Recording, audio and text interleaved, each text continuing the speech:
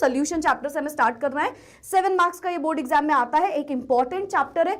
Numericals पूछे जाएंगे, कैसे न्यूमेरिकल बनते हैं, न्यूमेरिकल में क्या गलती करते हो, वो मैं आपको आज यहाँ पे समझाऊंगी। ठीक है, चलो भाई चलो स्टार्ट करते हैं हम सेशन को सोल्यूशन से। सोल्यूशन होता क्या है? देखो, जब हम बोलते हैं सोल्यूशन तो हम बहुत पहले से पढ़ के आए। सोल्यूशन होता है जब सॉल्यूट में सॉल्वेंट मिला दो तो इन दोनों का जो मिक्सचर होता है इसे हम बोलते हैं सोल्यूशन। हमारे सिलेबस में क्योंकि सिर्फ यही वाला सोल्यूशन है जो कि बाइनरी सोल्यूशन होता है, 2 कंपोनेंट से मिलकर बना होता है। ठीक है, अच्छा पहले क्वेश्चन आता है सॉल्यूट और सॉल्वेंट होते क्या है। तो सॉल्यूट की जब हम बात करते हैं तो वो चीज जो कम अमाउंट में है वो हमारी सॉल्यूट। एक फाइनल डेफिनेशन जो होती है सॉल्यूट की वो क्या होती है कि वो चीज जो कि लेस अमाउंट में प्रेजेंट होगी, present in less amount. Short and crisp जो तुम्हें जरूरत है ना बोर्ड एग्जाम के लिए, सिर्फ वो तुम्हें आज मैं पढ़ाने वाली हूं। जितना तुम्हारे बोर्ड के लिए रिक्वायरमेंट है, जितना डेप्थ में और जितना इजी तरीके से और जितना शॉर्ट में रिक्वायरमेंट है, बस वो तुम्हें समझाने वाली हूं मैं। ठीक है, तीनों चैप्टर में कुछ नहीं छूटेगा, ऐसा कोई टॉपिक नहीं होगा जिससे तुम क्वेश्चन नहीं अटेम्प्ट कर पाओगे कल। ठीक है, और बोर्ड में भी साथ ही साथ। ठीक है, तो बस यहाँ पे ध्यान से सुनना और नोट करते जाना साथ में चीजों को। ठीक है, चलो चलो आगे बढ़ते आगे बढ़ते। सॉल्यूट क्या है? जो लेस अमाउंट में, और सॉल्वेंट क्या है? जो हमेशा मोर अमाउंट में होगा, always present in the more amount. अच्छा मैम इसका भी मतलब समझा दो। मान लो मैंने पानी में नमक डाला, ठीक है, या चीनी डाली, एनीथिंग यू कैन कंसिडर। ठीक है, तो मान लो मैंने शुगर एंड वाटर ले लिया। अब शुगर और वाटर, क्या बोला मैम ने? शुगर एंड वाटर, यानी कि हमने जब सॉल्यूट को ऐड किया सॉल्वेंट में तो हमें कुछ मिलेगा, और जो मिलेगा वही है हमारा सोल्यूशन। तो जो शुगर में पानी डाला, अगर शुगर कम अमाउंट में है तो वो सॉल्यूट है, पानी ज्यादा अमाउंट में है तो वो सॉल्वेंट है।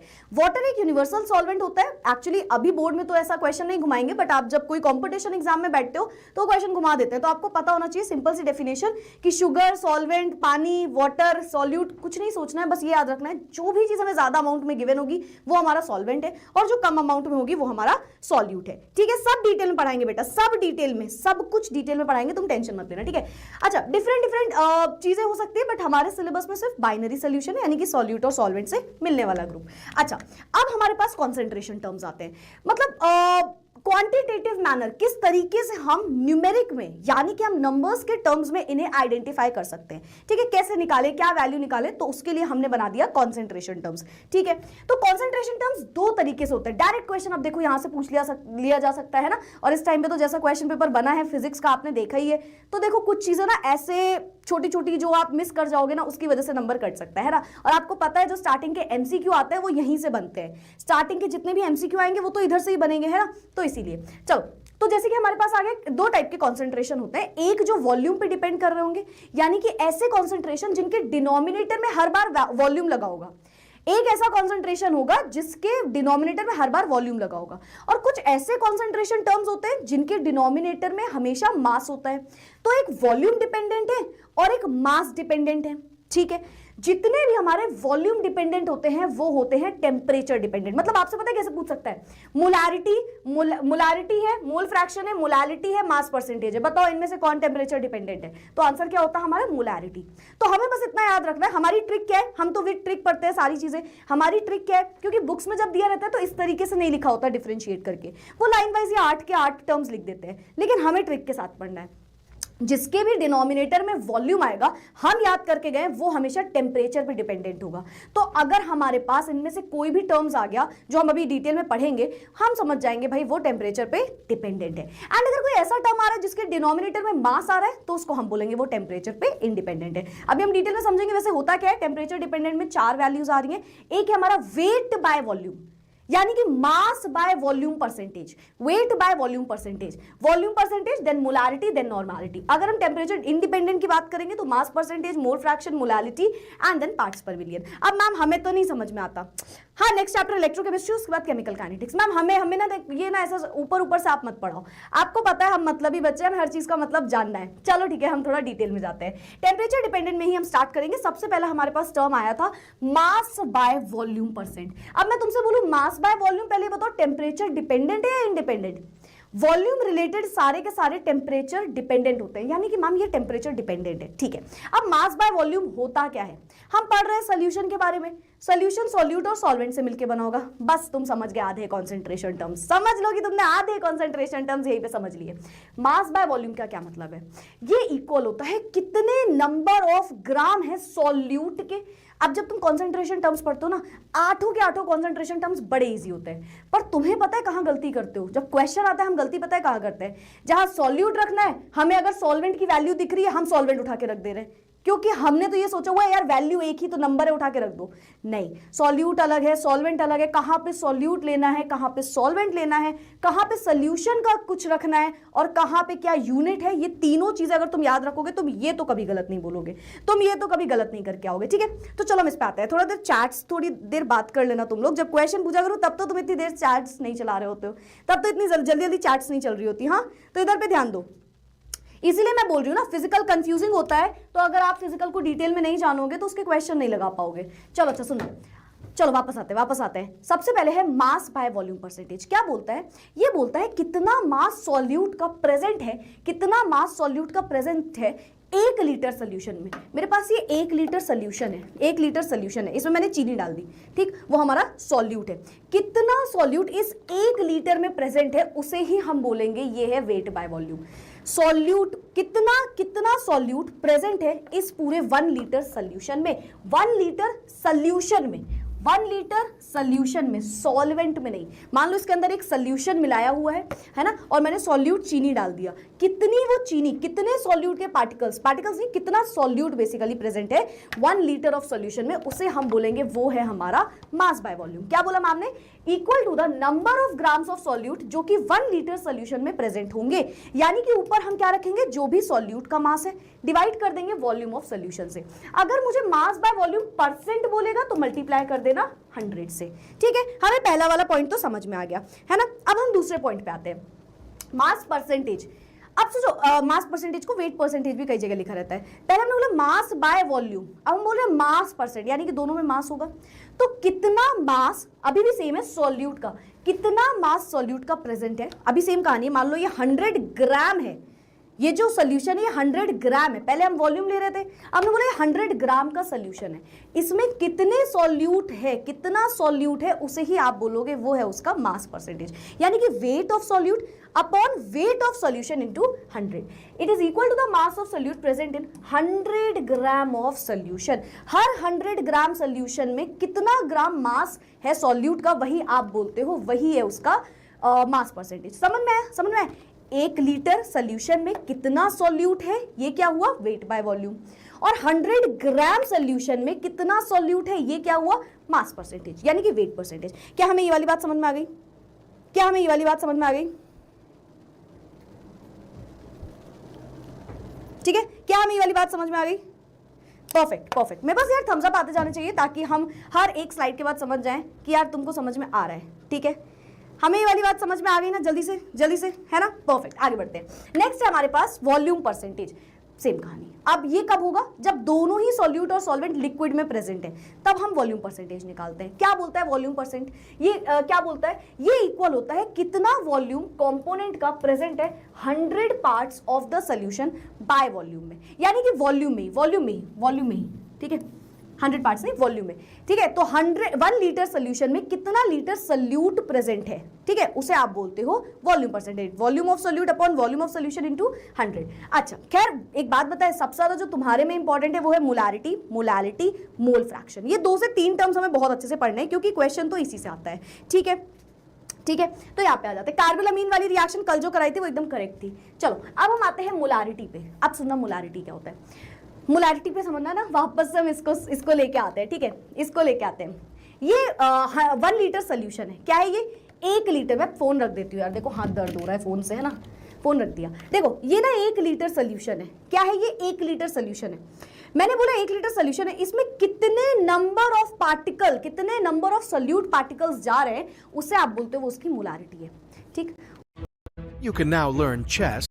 1 लीटर सोल्यूशन में कितने नंबर ऑफ मोल्स है, कितने नंबर ऑफ पार्टिकल सोल्यूट के जा रहे हैं, उसे ही आप बोलते हो उसकी मोलारिटी। ठीक, मोलारिटी क्या होता है, equal to the number of gram moles, कितने ग्राम मोल्स हैं सोल्यूट के present in 1 litre of solution. 1 litre solution में मान लो मैंने बोला कि शुगर है, शुगर एक सॉल्यूट है, उसके कितने नंबर ऑफ मोल्स गए, दैट इज उसकी मोलारिटी। मोलारिटी कैपिटल एम से इसका सिंबल होता है, इसकी यूनिट भी कैपिटल एम होती है, या मोल पर लीटर भी लिख सकते हो उसे, ठीक है। वापस से मैम क्या बोला आपने मोलारिटी को, नंबर ऑफ, हम तो देखो क्लास में आए तो मैम हम पढ़ने नहीं आए, आपको पता है हम पढ़ने प्लस रिविजन करने आए प्लस लर्न करने आए, है ना। तो मेरी क्लास में मुझे पता है तुम यही सोच के आते हो, तो साथ ही साथ हमें याद करते हुए चलना है। सुनना, मोलारिटी क्या होता है, equal to the number of moles, क्योंकि अब जिस टाइम पे तुम आए हो ना, ये जो 2-3 दिन तुम्हारे एग्जाम के लिए बचे हैं ना, इसमें अगर तुम सोचो वीडियो पढ़ ले फिर रिवाइज भी करेंगे फिर ये भी करेंगे, मुझे पता है पॉसिबल नहीं होता है, ठीक है। तो साथ ही साथ तुम अभी सब करते हुए चलो, ठीक है। चलो, equal to the number of gram of solute, कितने ग्राम सॉल्यूट प्रेजेंट है 1 लीटर सोल्यूशन में। तो यूनिट आपको फॉर्मूला याद रखना है, फॉर्मूला मेरे ख्याल से तुम लिखते हुए चल रहे हो, है ना, तुम सारे के सारे फॉर्मूला लिखते हुए चल रहे हो। चलो यहाँ पे आते हैं, molarity is equals to number of moles of solute present in 1 litre of solution, यानी कि लीटर रखना है, नीचे जो volume, number of moles upon volume of solution, यही होता है मोलारिटी, ठीक है। नंबर ऑफ मोल्स रखना है। अच्छा, नंबर ऑफ मोल्स का फॉर्मूला क्या होता है, नंबर ऑफ मोल्स होता है हमारे पास given mass upon molar mass, एक तो ये फॉर्मूला होता है, कई सारे फॉर्मूले होते हैं ना, गिवन मास अपॉन मोलर मास, गिवन वॉल्यूम अपॉन 22.4 लीटर, है ना, ये भी हो सकता है। तो इस तरीके से नंबर ऑफ मोल्स, तो गिवन मास अपॉन मोलर मास, ये हो गया इसका नंबर ऑफ मोल्स का फॉर्मूला। और वॉल्यूम जब भी रखना है वो लीटर में रखना है, पहली चीज। वॉल्यूम हम हमेशा सोल्यूशन का रखेंगे, नंबर ऑफ मोल्स हमेशा सॉल्यूट के निकालेंगे, तो ये होता है हमारा मोलारिटी। क्या हमें मोलारिटी समझ में आ गया, क्या हम सभी को मोलारिटी समझ में आ गया, कितने नंबर ऑफ मोल्स है वॉल्यूम ऑफ सोल्यूशन में, दैट इज अपना मोलारिटी। मेरे ख्याल से थम्स अप इस बार आ जाएगा बिना बोले, ठीक है, ठीक है, सब बताएंगे बेटा, लैम्डा वैम्डा सब बता देंगे, टेंशन मत लो। आगे बढ़ते हैं। अच्छा, अब एक टर्म है नॉर्मेलिटी। अच्छा, कई जगह पे आपके जैसे सीबीएसई में बताया तो ये सिलेबस में नहीं है, बेसिक तरीका जान लो, लेकिन फिर भी क्योंकि अभी आप लैम्डा ई भी निकालना सीखोगे, उसमें नॉर्मेलिटी काम आता है, ठीक है। तो नॉर्मेलिटी होता क्या है, number of gram equivalent of solute, कितने ग्राम इक्विवेलेंट सोल्यूट के प्रेजेंट है 1 लीटर सोल्यूशन में, मतलब नीचे वही वॉल्यूम है, ऊपर नंबर ऑफ मोल्स की जगह ग्राम इक्विवेलेंट ऑफ सोल्यूट आ गया। अब पता है क्वेश्चन तो यही आता है, ग्राम इक्विवेलेंट सोल्यूट कैसे निकाले मैम, ये समझ में आया होता तो नॉर्मेलिटी में कंफ्यूज ही नहीं होते हम। तो मैं तुम्हें 3 तरीका बताती हूँ, 3 स्टेप बताती हूँ बेसिकली। पहले स्टेप में आप मोलर मास निकालो। क्या है नॉर्मेलिटी, नॉर्मेलिटी क्या है, number of gram equivalent of solute divided by volume of solution, ये है हमारे पास नॉर्मेलिटी मैम, यही तो फॉर्मूला होता है नॉर्मेलिटी का। नंबर ऑफ ग्राम इक्विवेलेंट कैसे निकालें, इसको निकालने के लिए सबसे पहले जो भी आपको गिवन है उसका मोलर मास निकालना, फिर उसके बाद उसका इक्विवेलेंट मास निकालना, फिर उसके बाद उसके नंबर ऑफ ग्राम इक्विवेलेंट तुम निकाल सकते हो। नंबर ऑफ ग्राम इक्विवेलेंट का फॉर्मूला होता है जो भी गिवन मास है उसे इक्विवेलेंट मास से डिवाइड कर दो, यानी कि नॉर्मेलिटी में नंबर ऑफ ग्राम इक्विवेलेंट क्या है, जितना भी नंबर ऑफ ग्राम इक्विवेलेंट होता है, जितना भी मास गिवन है डिवाइड कर दो इक्विवेलेंट मास से। क्वेश्चन तो यही है मैम कि ये इक्विवेलेंट मास होता क्या है, व्हाट इज इक्विवेलेंट वेट या इक्विवेलेंट मास। इक्विवेलेंट वेट होता है अपना मोलर मास अपॉन एन, यानी कि जो भी मोलर मास आ रहा है उसे n से डिवाइड कर दो। ये n क्या होता है, व्हाट इज दिस n, अगर एसिड है तो H प्लस आयन, अगर बेस है तो जितने OH नेगेटिव आयन हो, और अगर एक मेटल है तो उसमें जितना भी पॉजिटिव चार्ज हो। समझ में आया, समझ में आया, सॉल्ट है तो जितना भी पॉजिटिव चार्ज हो। क्या हमें ये बात समझ में आई, मैं आपको वापस से समझाती हूँ, कल की क्लास जल्दी लेना मैम, अरे कल की क्लास भी वही 2-3 घंटे के आसपास होगी, सारे न्यूमेरिकल जितने न्यूमेरिकल इंपॉर्टेंट है ना हम सब कर लेंगे कल के सेशन में, कल वाले। अच्छा, एक और चीज, आप सभी ने ग्राफ वाली वीडियो देख ली है, मैंने ऑलरेडी अपलोड करवा दी थी 15 सेशन के बाद भी अगर चाहो तो, ठीक है, तो देख जरूर लेना उसे। चलो क्या यहाँ पे आते हैं, सुनना मेरी बात, क्या बोल रहे हैं नॉर्मेलिटी में, number of moles upon volume of solution in litre, ये हमने पढ़ा है मोलारिटी। नॉर्मेलिटी बोलता है number of gram equivalent divided by volume of solution in litre. Number of gram equivalent क्या होता है यार, नंबर ऑफ ग्राम इक्विवेलेंट निकालने का फॉर्मूला होता है, जब आप नंबर ऑफ ग्राम इक्विवेलेंट निकालोगे कैसे निकालोगे, given mass upon given mass, यानी कि जो भी मोलर मास है basically, divided by N, molar mass divided by N. और ये एन क्या है, एन क्या होता है, अगर एसिड है तो जितने H प्लस हो, जैसे H2SO4 में एन की वैल्यू क्या होगी 2, 2 हाइड्रोजन आयंस है। AlOH होल थ्राइस में क्या होगी 3 OH है, बेसिक कैरेक्टर है तो जितने 3 हो जाएगी वैल्यू, और अगर मेटल है तो जो भी पॉजिटिव जितने आयन हो, तो इसे आप उठा के वैल्यू में रख देना तो ये आपका फॉर्मूला आ जाएगा। नेक्स्ट है हमारे पास मोलालिटी, तुम नोट करते हो चल रहे हो, मैं यही सोच के तुमको पढ़ा रही हूँ, ठीक है, मैं यही सोच के पढ़ा रही हूँ। नेक्स्ट है हमारे पास मोलालिटी। अब सुनना, मोलालिटी, मोलालिटी और मोलारिटी, मोलालिटी और मोलारिटी में बड़ा कंफ्यूज हो जाते हैं। मोलारिटी क्या है मैम, आपने बोला था कि 1 वॉल्यूम सोल्यूशन में कितने नंबर ऑफ मोल सोल्यूट के हैं, दैट इज मोलारिटी। अब मैं बोल रही हूं मोलैलिटी क्या है। मोलैलिटी समझ गए ma'am, number of moles volume of solution in 1 litre जो था वही अपना मोलैलिटी था। मोलैलिटी क्या होता है, जितने भी नंबर ऑफ मोल्स हैं सेम है, वही काम है। Present in 1 kilogram of solvent. अब ये सॉल्वेंट आधे से ज्यादा लो, क्योंकि मोलैलिटी हो सकता है डायरेक्ट क्वेश्चन ना आए, वो तुम्हें कोई कॉलिगेटिव प्रॉपर्टी बोल रहा है, कुछ बोल रहा है, उसमें मोलैलिटी लग रहा है, और हम मोलैलिटी क्या करके आ रहे हैं, हम चलो फॉर्मूला भी याद करके जा रहे हैं, सही याद करके जा रहे हैं, और हम पता है क्या गलती कर रहे हैं वहां जाके, गलती बाहर आके देखा, अरे यार एग्जाम के हॉल के बाहर निकलने के बाद याद आया कि मैंने ना नीचे सॉल्यूशन का वो रख दिया था, क्या कहते हैं, मास। तो ये मत करना, सॉल्वेंट होता है, सॉल्वेंट होता है। मोलैलिटी में ये डिफरेंस है, मोलैलिटी में नीचे जो वॉल्यूम है वो सोल्यूशन का है, एंड मोलैलिटी में नीचे पहली चीज तो वॉल्यूम होता ही नहीं है, मास होता है, पर जो मास होता है वो सोल्यूशन का ना होते हुए सॉल्वेंट का होता है। किसका होता है, सॉल्वेंट का होता है। चलो वापस आते हैं। Equal to the number of moles of solute जो कि प्रेजेंट है 1 kilogram of the solvent. Number of moles of solute present in 1 kilogram of the solvent, number of moles divided by जो भी उसका मास होगा सॉल्वेंट का। तो स्मॉल एम से इसको डिनोट करते हैं, इसको जब भी इसको निकालना तो इसकी जो यूनिट लगाना उसमें स्मॉल एम ही लिख देना, ठीक है। अदरवाइज आप मोल पर किलोग्राम बोल सकते हो, बट सिंपल स्मॉल एम लिख के आ सकते हो तो भी चलेगा। Number of moles upon mass of solvent किस में होगा, किलोग्राम में होगा। है मेरे पास मार्कर, मुझे पता है वो थोड़ा जल्दी में भूल गई थी गाइस। चलो, तो number of moles upon mass of solvent in kilograms, gram में रखा है तो भी हमें ध्यान रखना है, ठीक है। हम मोलैलिटी समझ गए, नॉर्मैलिटी समझ गए, वेट बाय वॉल्यूम समझ गए, ठीक है, वॉल्यूम बाय वॉल्यूम समझ गए। इन द चैट बॉक्स जो सबसे पहले आंसर देगा मैं उसका नाम ले लूंगी, जल्दी से बताना। मोलैलिटी टेम्परेचर, चल जा भाई, टेम्परेचर डिपेंडेंट होता है या इंडिपेंडेंट, टेम्परेचर डिपेंडेंट होता है या इंडिपेंडेंट, मोलैलिटी। जल्दी से waiting for your answers. Best chemistry educator I have found, wishing if I can kidnap you. तारीफ है या बेइज्जती, इधर आ जाओ। चलो, क्या लगता है भाई, मुझे लग रहा है खुशी ने दिया सबसे पहले आंसर, खुशी ने दिल खुश कर दिया मेरा, वेरी गुड खुशी। द करेक्ट आंसर इज ये टेम्परेचर पे इंडिपेंडेंट होता है, इंडिपेंडेंट होता है। उसके बाद बहुत सारे लोगों ने करेक्ट आंसर दिया है, जैसे कि अर्नब ने करेक्ट आंसर दिया है, प्रिया ने करेक्ट आंसर दिया है, पीकू ने करेक्ट आंसर दिया है, आकृति ने भी करेक्ट आंसर दिया है, बहुत सारे बच्चों ने करेक्ट आंसर दिया, वेरी गुड। टेम्परेचर इंडिपेंडेंट होता है। मैम कैसे, मैम हमने इनकरेक्ट दिया था, हमें बताओ कैसे याद हुआ इनको। हमने ऐसे याद किया कि जिसके भी नीचे, जिसके भी डिनोमिनेटर में मास आ रहा है, मास डिपेंडेंट जो है वो सब टेम्परेचर पे इंडिपेंडेंट है, और वॉल्यूम आ रहा है, जैसे नॉर्मैलिटी है, वॉल्यूम आ रहा है नीचे, तो वो टेम्परेचर पे डिपेंडेंट है। चलो भाई, तो हमें कॉन्सेंट्रेशन टर्म्स याद हो गए, मुझे लग रहा है, समझ गए ना तुम मेरा इशारा, ठीक है। मुझे लग रहा है हमें याद हो गए हैं कॉन्सेंट्रेशन टर्म्स। अभी 2 और बचे हैं, एक है मोल फ्रैक्शन एंड एक है हमारे पास वॉल्यूम परसेंटेज। अच्छा, वॉल्यूम परसेंटेज तो हम समझ गए, है ना। ये क्या है, ये पार्ट्स पर मिलियन है, ये वॉल्यूम परसेंटेज नहीं है, ये पार्ट्स पर मिलियन है, parts per million. Actually parts per million क्या होता है, जितना भी सॉल्यूट, अच्छा नाम से समझ लेना, मिलियन 10 की पावर 6 की बात हो रहा है, जितना भी सॉल्यूट का मास है डिवाइड कर देना जो भी सोल्यूशन का मास है, मल्टीप्लाई कर देना 10 की पावर 6 से। बहुत कम चांस है कि इससे क्वेश्चन बनेगा, मतलब 0.1% चांस है। बाकी मैं बता रही हूँ तुमको इंपॉर्टेंट क्या है, जो हम कॉलिगेटिव पढ़ रहे हैं उसमें सबसे इंपॉर्टेंट पता है क्या है, सबसे इंपॉर्टेंट है हमारे पास मोलैलिटी, मोल फ्रैक्शन। नोट कर लो, स्टार बना लो तुम, फिर मुझसे कुछ मत बोलना, देखो मैं पहले ही बोल दे रही हूँ, मुझसे नहीं बोलना बाद में, मैं तो तुमको बता दे रही हूँ। और मैं तुम्हें ये भी बता दूं, मोलैलिटी ये सिर्फ आपके डायरेक्ट क्वेश्चन के लिए नहीं, सबसे ज्यादा इंपॉर्टेंट है इनडायरेक्ट के लिए। 110% तुमको काम करना है इसमें, 110% बता रही हूँ, 110% बता रही हूँ, तुम्हें ये चीज काम करेगी।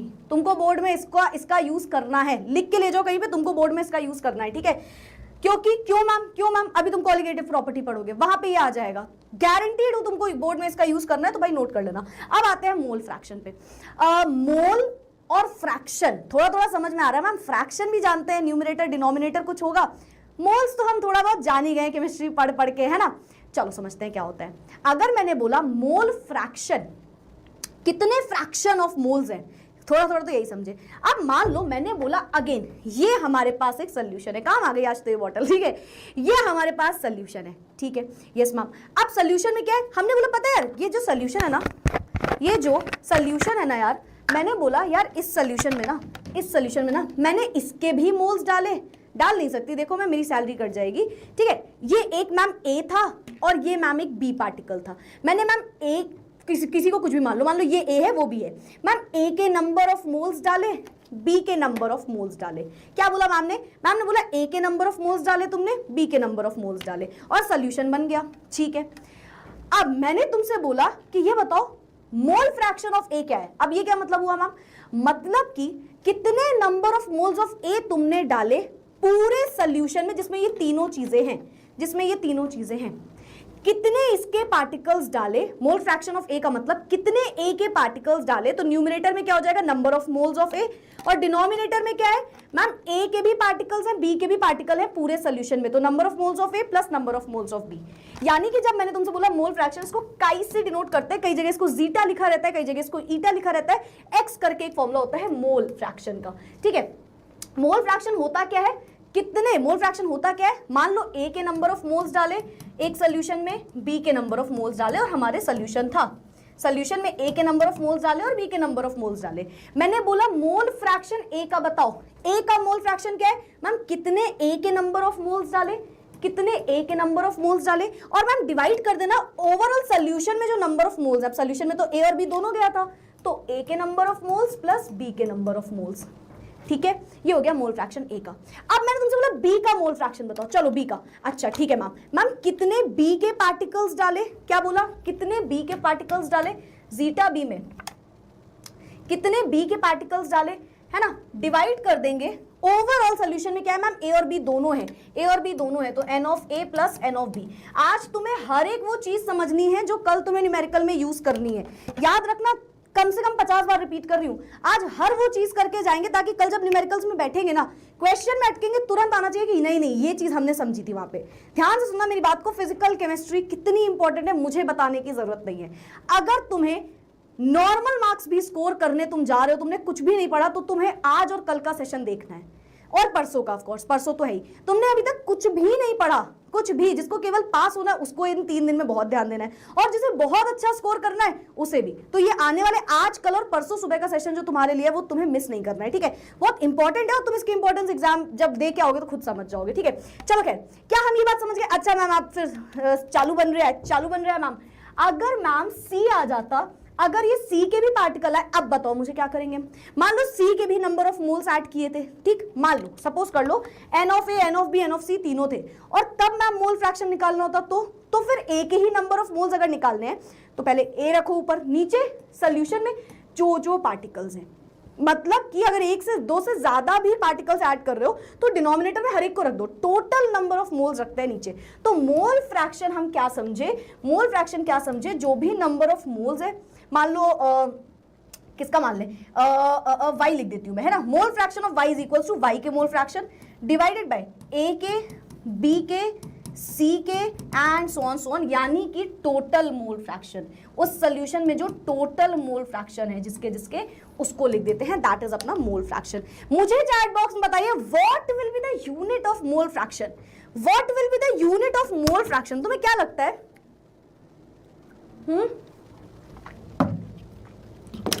सोच के बताओ मोल फ्रैक्शन की यूनिट क्या होगी। मुझे नहीं समझ में आ रही यार मोल फ्रैक्शन की unit. Unitless, no unit, very good, it has no unit. अच्छा मैम हमने तो ऐसे ही रट लिया था नो यूनिट, आप बताओ जरा क्यों नहीं होती यूनिट, या कुछ लोगों को पता भी होगी क्यों नहीं होती यूनिट, क्योंकि ये क्या है, ये 2 सिमिलर क्वांटिटी का रेशियो है। अगर मैं इसे देखूं तो मैंने ऊपर भी नंबर ऑफ मोल्स लिए, यानी कि यूनिट कुछ मोल में आ रही होगी, और नीचे भी नंबर ऑफ मोल में लिए, तो ये क्या है, 2 सिमिलर क्वांटिटीज का रेशियो है, 2 सिमिलर क्वांटिटीज का रेशियो है, hence it has no unit, यानी कि ये यूनिटलेस है, ठीक है। तो it is the ratio of moles जो कि प्रेजेंट होंगे, इसमें भी तुम थ्योरी पढ़ते रहना, ठीक है, जो समझाना था वो समझ लो पहले। अब सुनना, अगर कभी भी एक से ज्यादा सोल्यूशन है हमारे पास, और हमने मोल फ्रैक्शन ए का भी, मतलब हमारे पास ए का भी मोल फ्रैक्शन निकाल लिया हमने, है ना, एक सोल्यूशन में सबके मोल फ्रैक्शन निकाल लिए, बी के भी निकाल लिए, तो जब भी आप मोल फ्रैक्शन ऑफ ए और मोल फ्रैक्शन बी को निकालते हो, इनका जब सम करोगे तो वो हमेशा यूनिटी आता है, यानी कि देखा गया वो हमेशा 1 के बराबर आएगा। मतलब मैम इसको कहाँ यूज करना है मैं तुम्हें समझाती हूँ कहाँ यूज करना है। हो सकता है कई क्वेश्चन में वो बोले मोल फ्रैक्शन ए के भी निकालो बी के भी निकालो। अब ए के भी निकालने बी के भी, तो जब हमने ए के निकाल लिए ना और बी के निकालने जा रहे हैं तो 1 में से माइनस कर देना ए के मोल फ्रैक्शन, हमें बी का मोल फ्रैक्शन मिल जाएगा। इजी तरीका और आसान बनाने के लिए, बार बार नहीं करना है n of B upon n of A plus n of B, हमने डायरेक्ट लगा दिया। या कई बार ऐसा हो सकता है वो मोल फ्रैक्शन ऑफ बी की वैल्यू दे दे और अब पूछे मोल फ्रैक्शन ऑफ ए और तुमको कोई भी वैल्यू ना दे इसके अलावा। अब हम फिर सोचेंगे यार ये क्या n of A n of B लगाएं, नहीं डायरेक्ट फॉर्मूला। तो मोल फ्रैक्शन ऑफ ए में जब हम मोल फ्रैक्शन ऑफ बी मिलाते हैं तो हमें मिल जाता है 1, यानी कि ये यूनिटी के बराबर आता है। चलो भाई मेरे ख्याल से हमें सारे के सारे कॉन्सेंट्रेशन टर्म्स क्लियर हो गए। क्या हमें सारे के सारे कॉन्सेंट्रेशन टर्म्स क्लियर हो गए? हम नेक्स्ट लॉ पे पढ़ जाए, क्या हम नेक्स्ट लॉ की तरफ आगे बढ़ जाए? कल 7 बजे आ जाना, सारे के सारे जितनी चीजें पढ़ा रही हूं सबके न्यूमेरिकल्स कल करवा दूंगी। और एक चीज ऑफ कोर्स आप सुबह से उठ के कोई ना कोई प्रैक्टिस कर रहे होगे, कुछ ना कुछ कर रहे होगे। तुम जिस भी क्वेश्चन में अटक रहे हो तुम उसको नोट करते जाना, ठीक है? तुम जिस भी क्वेश्चन में अटक रहे हो तुम वो भी पूछ लेना। और साथ में मेरी एक बात को वापस से मैं बोल दूं, क्लियर कट सुन लो, आज जो पढ़ा रही हूं कल सब तुम्हारे काम आएगा और तुम जिस दिन परसों बोर्ड में बैठोगे उस दिन भी तुम्हारे ये सब काम आएगा। तो आज का सेशन कल के लिए बहुत इंपॉर्टेंट है, वेरी वेरी वेरी इंपॉर्टेंट। और कल जब तुम न्यूमेरिकल लगाओगे, मैं वापस से एक बार ये बात बोल दूं, कल जब तुम न्यूमेरिकल लगाओगे सारे इंपॉर्टेंट न्यूमेरिकल्स होंगे और हर न्यूमेरिकल में इधर से तुमको काम आएंगी चीजें। तो यस, चलो भाई मेरे ख्याल से हम सबको ये क्लियर हो गया है। अब हम आगे बढ़ते हैं हेनरीज लॉ पे। Very important, very very very important, direct question पूछा जाएगा, कंफर्म पूछा जाएगा, ठीक है? Henry's law. आप सोचो हेनरीज लॉ होता क्या है? मैं तुम्हें एक एग्जांपल से समझाती हूँ। हम कोल्ड ड्रिंक लेके आए, बढ़िया मजे में एकदम कोल्ड ड्रिंक, मैंने कोल्ड ड्रिंक पी, मजा आ गया यार, एकदम चिल्ड कोल्ड ड्रिंक, ठीक है? अब तुम बता ना तुम कौन से कैटेगरी में आते हो, ठीक है? अब उसके बाद क्या हुआ? दांतों में सेंसिटिविटी, आज ही यूज करें। नहीं रुको, मुझे पैसे नहीं मिलते इन सब चीजों के, मैं नहीं करूंगी ऐड, ठीक है? आगे बढ़ते हैं। मम्मी ने क्या किया? मम्मी ने कहा कोल्ड ड्रिंक लेके आई हो, रख दो, पूरी बॉटल मत पियो, कल पीना, ठीक है? मम्मी बोल रहे हो तो कर देते हैं ऐसा। बंद कर दी, आधी बॉटल पी के रख दी, कल पी मैंने कोल्ड ड्रिंक। टेस्ट कुछ डिफरेंट आया, डिफरेंट टेस्ट आया मुझे। आज कोल्ड ड्रिंक पी थी तो कोई और टेस्ट आ रहा था, है ना? थोड़ा सा यहाँ पे जलन सी हो रही थी, एकदम चिल्ड टाइप का लग रहा था। कल पी वही थोड़ी सी ज्यादा मीठी सी लगने लगी। इनफैक्ट तुम कौन सी कैटेगरी में आते हो? तुम्हें चिल्ड वाली कोल्ड ड्रिंक पसंद है या मीठी वाली, है ना? बता दो जरा, क्योंकि मैं तुम्हें बताऊं मैं सेकंड कैटेगरी में आती हूँ, मेरे से नहीं पी जाती एकदम चिल्ड, मुझे थोड़ी देर बाद वाली कोल्ड ड्रिंक पसंद आती है। जबकि अभी बताएगी क्या सही है कह रही, बट तुम कौन सी कैटेगरी में होते हो ये भी बता देना, तब तक मैं तुम्हें समझाती हूँ यहाँ पे हुआ क्या। कोल्ड ड्रिंक बदल गई, मैम आपकी बहन ने आके वो थम्स अप की जगह स्प्राइट रख दिया होगा। अरे नहीं, ऐसा नहीं हुआ था। कोल्ड ड्रिंक की बोतल सेम थी, उसमें कोल्ड ड्रिंक जो थी वो सेम थी, पर मुझे टेस्ट डिफरेंट आया। और हर इंसान को ये होता है, हर इंसान को ये होता है। हम आज कोल्ड ड्रिंक पी रहे हैं, हम उसे रख के पी रहे हैं, दोनों कोल्ड ड्रिंक में डिफरेंस आ जाएगा, दोनों कोल्ड ड्रिंक में डिफरेंस आ जाएगा। चिल्ड वाले हो तुम लोग? क्या बात है यार, सही है, फिर तो सही है। मेरे घर में भी सब चिल्ड वाले हैं, मैं सेकंड कैटेगरी में हूं वैसे। चलो आप समझते हैं ऐसा हुआ क्या होगा, इसके अंदर कि इसका टेस्ट बदल गया। एक्चुअली हुआ क्या, जब कोल्ड ड्रिंक पैक की गई होगी, जिसने कोल्ड ड्रिंक की बोतल पैक करी, जब ये सील हो रही है तो इसके अंदर भर भर के CO2 गैस डाल दी गई, कार्बन डाइऑक्साइड गैस, और बहुत हाई प्रेशर पे डाली गई, हाई प्रेशर पे कार्बन डाइऑक्साइड भर दिया। हमें पता है प्रिजर्वेटिव वगैरह सब कुछ यूज तो होते ही है चीजों में, है ना? जैसे चिप्स वगैरह में नाइट्रोजन गैस ऐड की जाती है हाई प्रेशर में, है ना? वैसे ही ये है। तो कोल्ड ड्रिंक में जब पैक हो रही है, सील कर रहे हैं इसको, तो इसमें कार्बन डाइऑक्साइड गैस डली हुई है। और जब हमने कोल्ड ड्रिंक की बोतल खोली तो क्या हुआ, हमने क्या किया, हम उसे एटमॉस्फेरिक प्रेशर के बराबर ले आए, यानी कि हमने उसका प्रेशर कुछ कम कर दिया यार। हमने उसकी जब बोतल खोली ना, हमने उसका प्रेशर कुछ कम कर दिया, उसके अंदर जो प्रेशर मेंटेन था ना कार्बन डाइऑक्साइड का, वो कुछ कम कर गया। तो क्या होगा, अच्छा एकदम से कोल्ड ड्रिंक बाहर भी आती है, तो वही तो हुआ, कार्बन डाइऑक्साइड रिलीज हुई। कब रिलीज हुई? जब हमने कैप ओपन किया, हमने जैसे ही ढक्कन खोला, कार्बन डाइऑक्साइड गैस बाहर रिलीज हुई, कार्बन डाइऑक्साइड गैस बाहर आई। एंड क्या हुआ, इससे क्या फर्क पड़ता है? मैम फर्क पड़ता है, हर चीज से जिंदगी में फर्क पड़ता है, समझ रहे हो? हर एक टॉपिक से तुम्हारे मार्क्स में फर्क पड़ेगा, ठीक है? तो कार्बन डाइऑक्साइड गैस बाहर निकली और थोड़े टाइम बाद ये रिलीज होती चली गई, निकल गई पूरी तरीके से। तो सॉल्युबिलिटी जो थी, हम यहां से समझे क्या कि टेस्ट क्यों बदला, क्योंकि अब जो हमने दूसरे दिन कोल्ड ड्रिंक पी उसमें कार्बन डाइऑक्साइड की जो क्वांटिटी थी वो एकदम कम हो गई यार, वो तो ना के बराबर हो गई, इसीलिए वो और मीठी भी लगने लगी, है ना? इसीलिए उसका टेस्ट थोड़ा सा बदल जाता है। अब मैम इसमें हेनरीज लॉ कहां काम आ रहा है? हमने ये बोला कि बहुत ज्यादा प्रेशर लगाया था, तुम ना बहुत जो विजुअल्स होते हैं उस पर ध्यान दिया करो, जैसे एक्शन हो रहे हैं, जो लिखा हुआ है उस पर ज्यादा ध्यान दो। जब तुम एग्जाम में बैठोगे, जब तुम एकदम डर रहोगे यार इसमें क्या होगा, तो तुम्हें यही सारी चीजें याद आती है, ठीक है? एग्जैक्ट डेफिनेशन तुम बुक खोल के पढ़ोगे तुम्हें नहीं याद आएगा, थोड़ा सा ध्यान दो। मैम कैसे एक्शन कर रही है, प्रेशर लगाया था मैंने और सॉल्युबिलिटी करी थी उसमें कार्बन डाइऑक्साइड के, यानी कि जब हमने कैप ओपन किया तो प्रेशर कम हो गया, प्रेशर कम हो गया तो सॉल्युबिलिटी जो थी कार्बन डाइऑक्साइड की वो कैसी हो गई, जब प्रेशर हमने कम कर दिया तो सॉल्युबिलिटी कम हो गई उसकी, है ना मैम। जैसे ही ढक्कन खोला ना वो कम सॉल्युबल हो गई कार्बन डाइऑक्साइड गैस। यानी कि जब मैंने प्रेशर बढ़ाया था पैक करते टाइम, तो उस टाइम पे कार्बन डाइऑक्साइड की सॉल्युबिलिटी बढ़ाई थी। जब मैंने प्रेशर बढ़ाया था तब मैंने कार्बन डाइऑक्साइड की सॉल्युबिलिटी बढ़ाई थी। यानी कि किसी भी गैस का जब हम प्रेशर बढ़ाते हैं उस गैस में तो उसकी सॉल्युबिलिटी बढ़ती है। अगर मैंने प्रेशर कम कर दिया कैप ओपन करने के बाद तो उस गैस की सॉल्युबिलिटी कम हो गई। तो ये हाथ के रिलेशन से आप समझ गए होंगे मेरे ख्याल से। तो हेनरीज लॉ यही कहता है which states that the amount of gas that is dissolved in a liquid, किसी भी लिक्विड में जो अमाउंट ऑफ गैस जो कि डिसॉल्व की जा रही है वो पूरी तरीके से प्रोपोर्शनल होगी उसके partial pressure of that gas के। यानी कि जो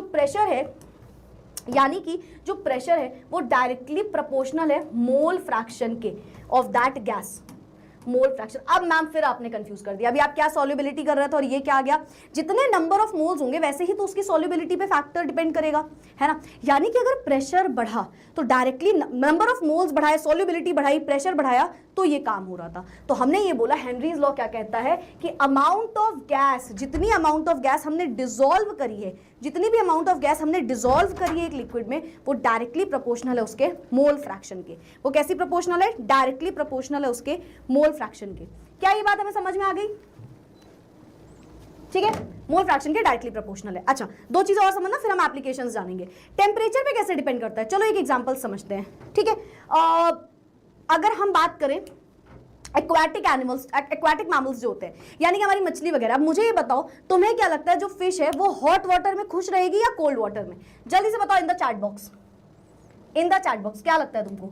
एक फिश थी, ठीक है, एक फिश थी, एक तरफ दिख रहा है हॉट वाटर, एक तरफ दिख रहा है कोल्ड वाटर, किसमें खुशी खुशी रहेगी वो बताओ, किसमें खुशी खुशी रहेगी, हॉट वाटर में या फिर कोल्ड वाटर में। सोचो कोल्ड वाटर में, है ना। कोल्ड, कोई हॉट तो नहीं सोच रहा, अगर कोई हॉट सोच रहा है तो वो पक्का नॉन वेजिटेरियन है, नहीं वो खुश नहीं रहेगी। वो कहाँ खुश रहेगी, कोल्ड वाटर में हैप्पी रहेगी, हैप्पी, ठीक है, कोल्ड वाटर में खुश रहेगी। उसी की जगह अगर मैं हॉट वाटर में उसको रख दूंगी तो वो सैड हो जाएगी। अब रीजन जानना क्या होता है, जब हम बात करते हैं कोल्ड वाटर की, ठंडे पानी की, जब टेम्परेचर हमने क्या किया, टेम्परेचर कम कर दिया। कोल्ड का मतलब क्या है, टेम्परेचर कम करना।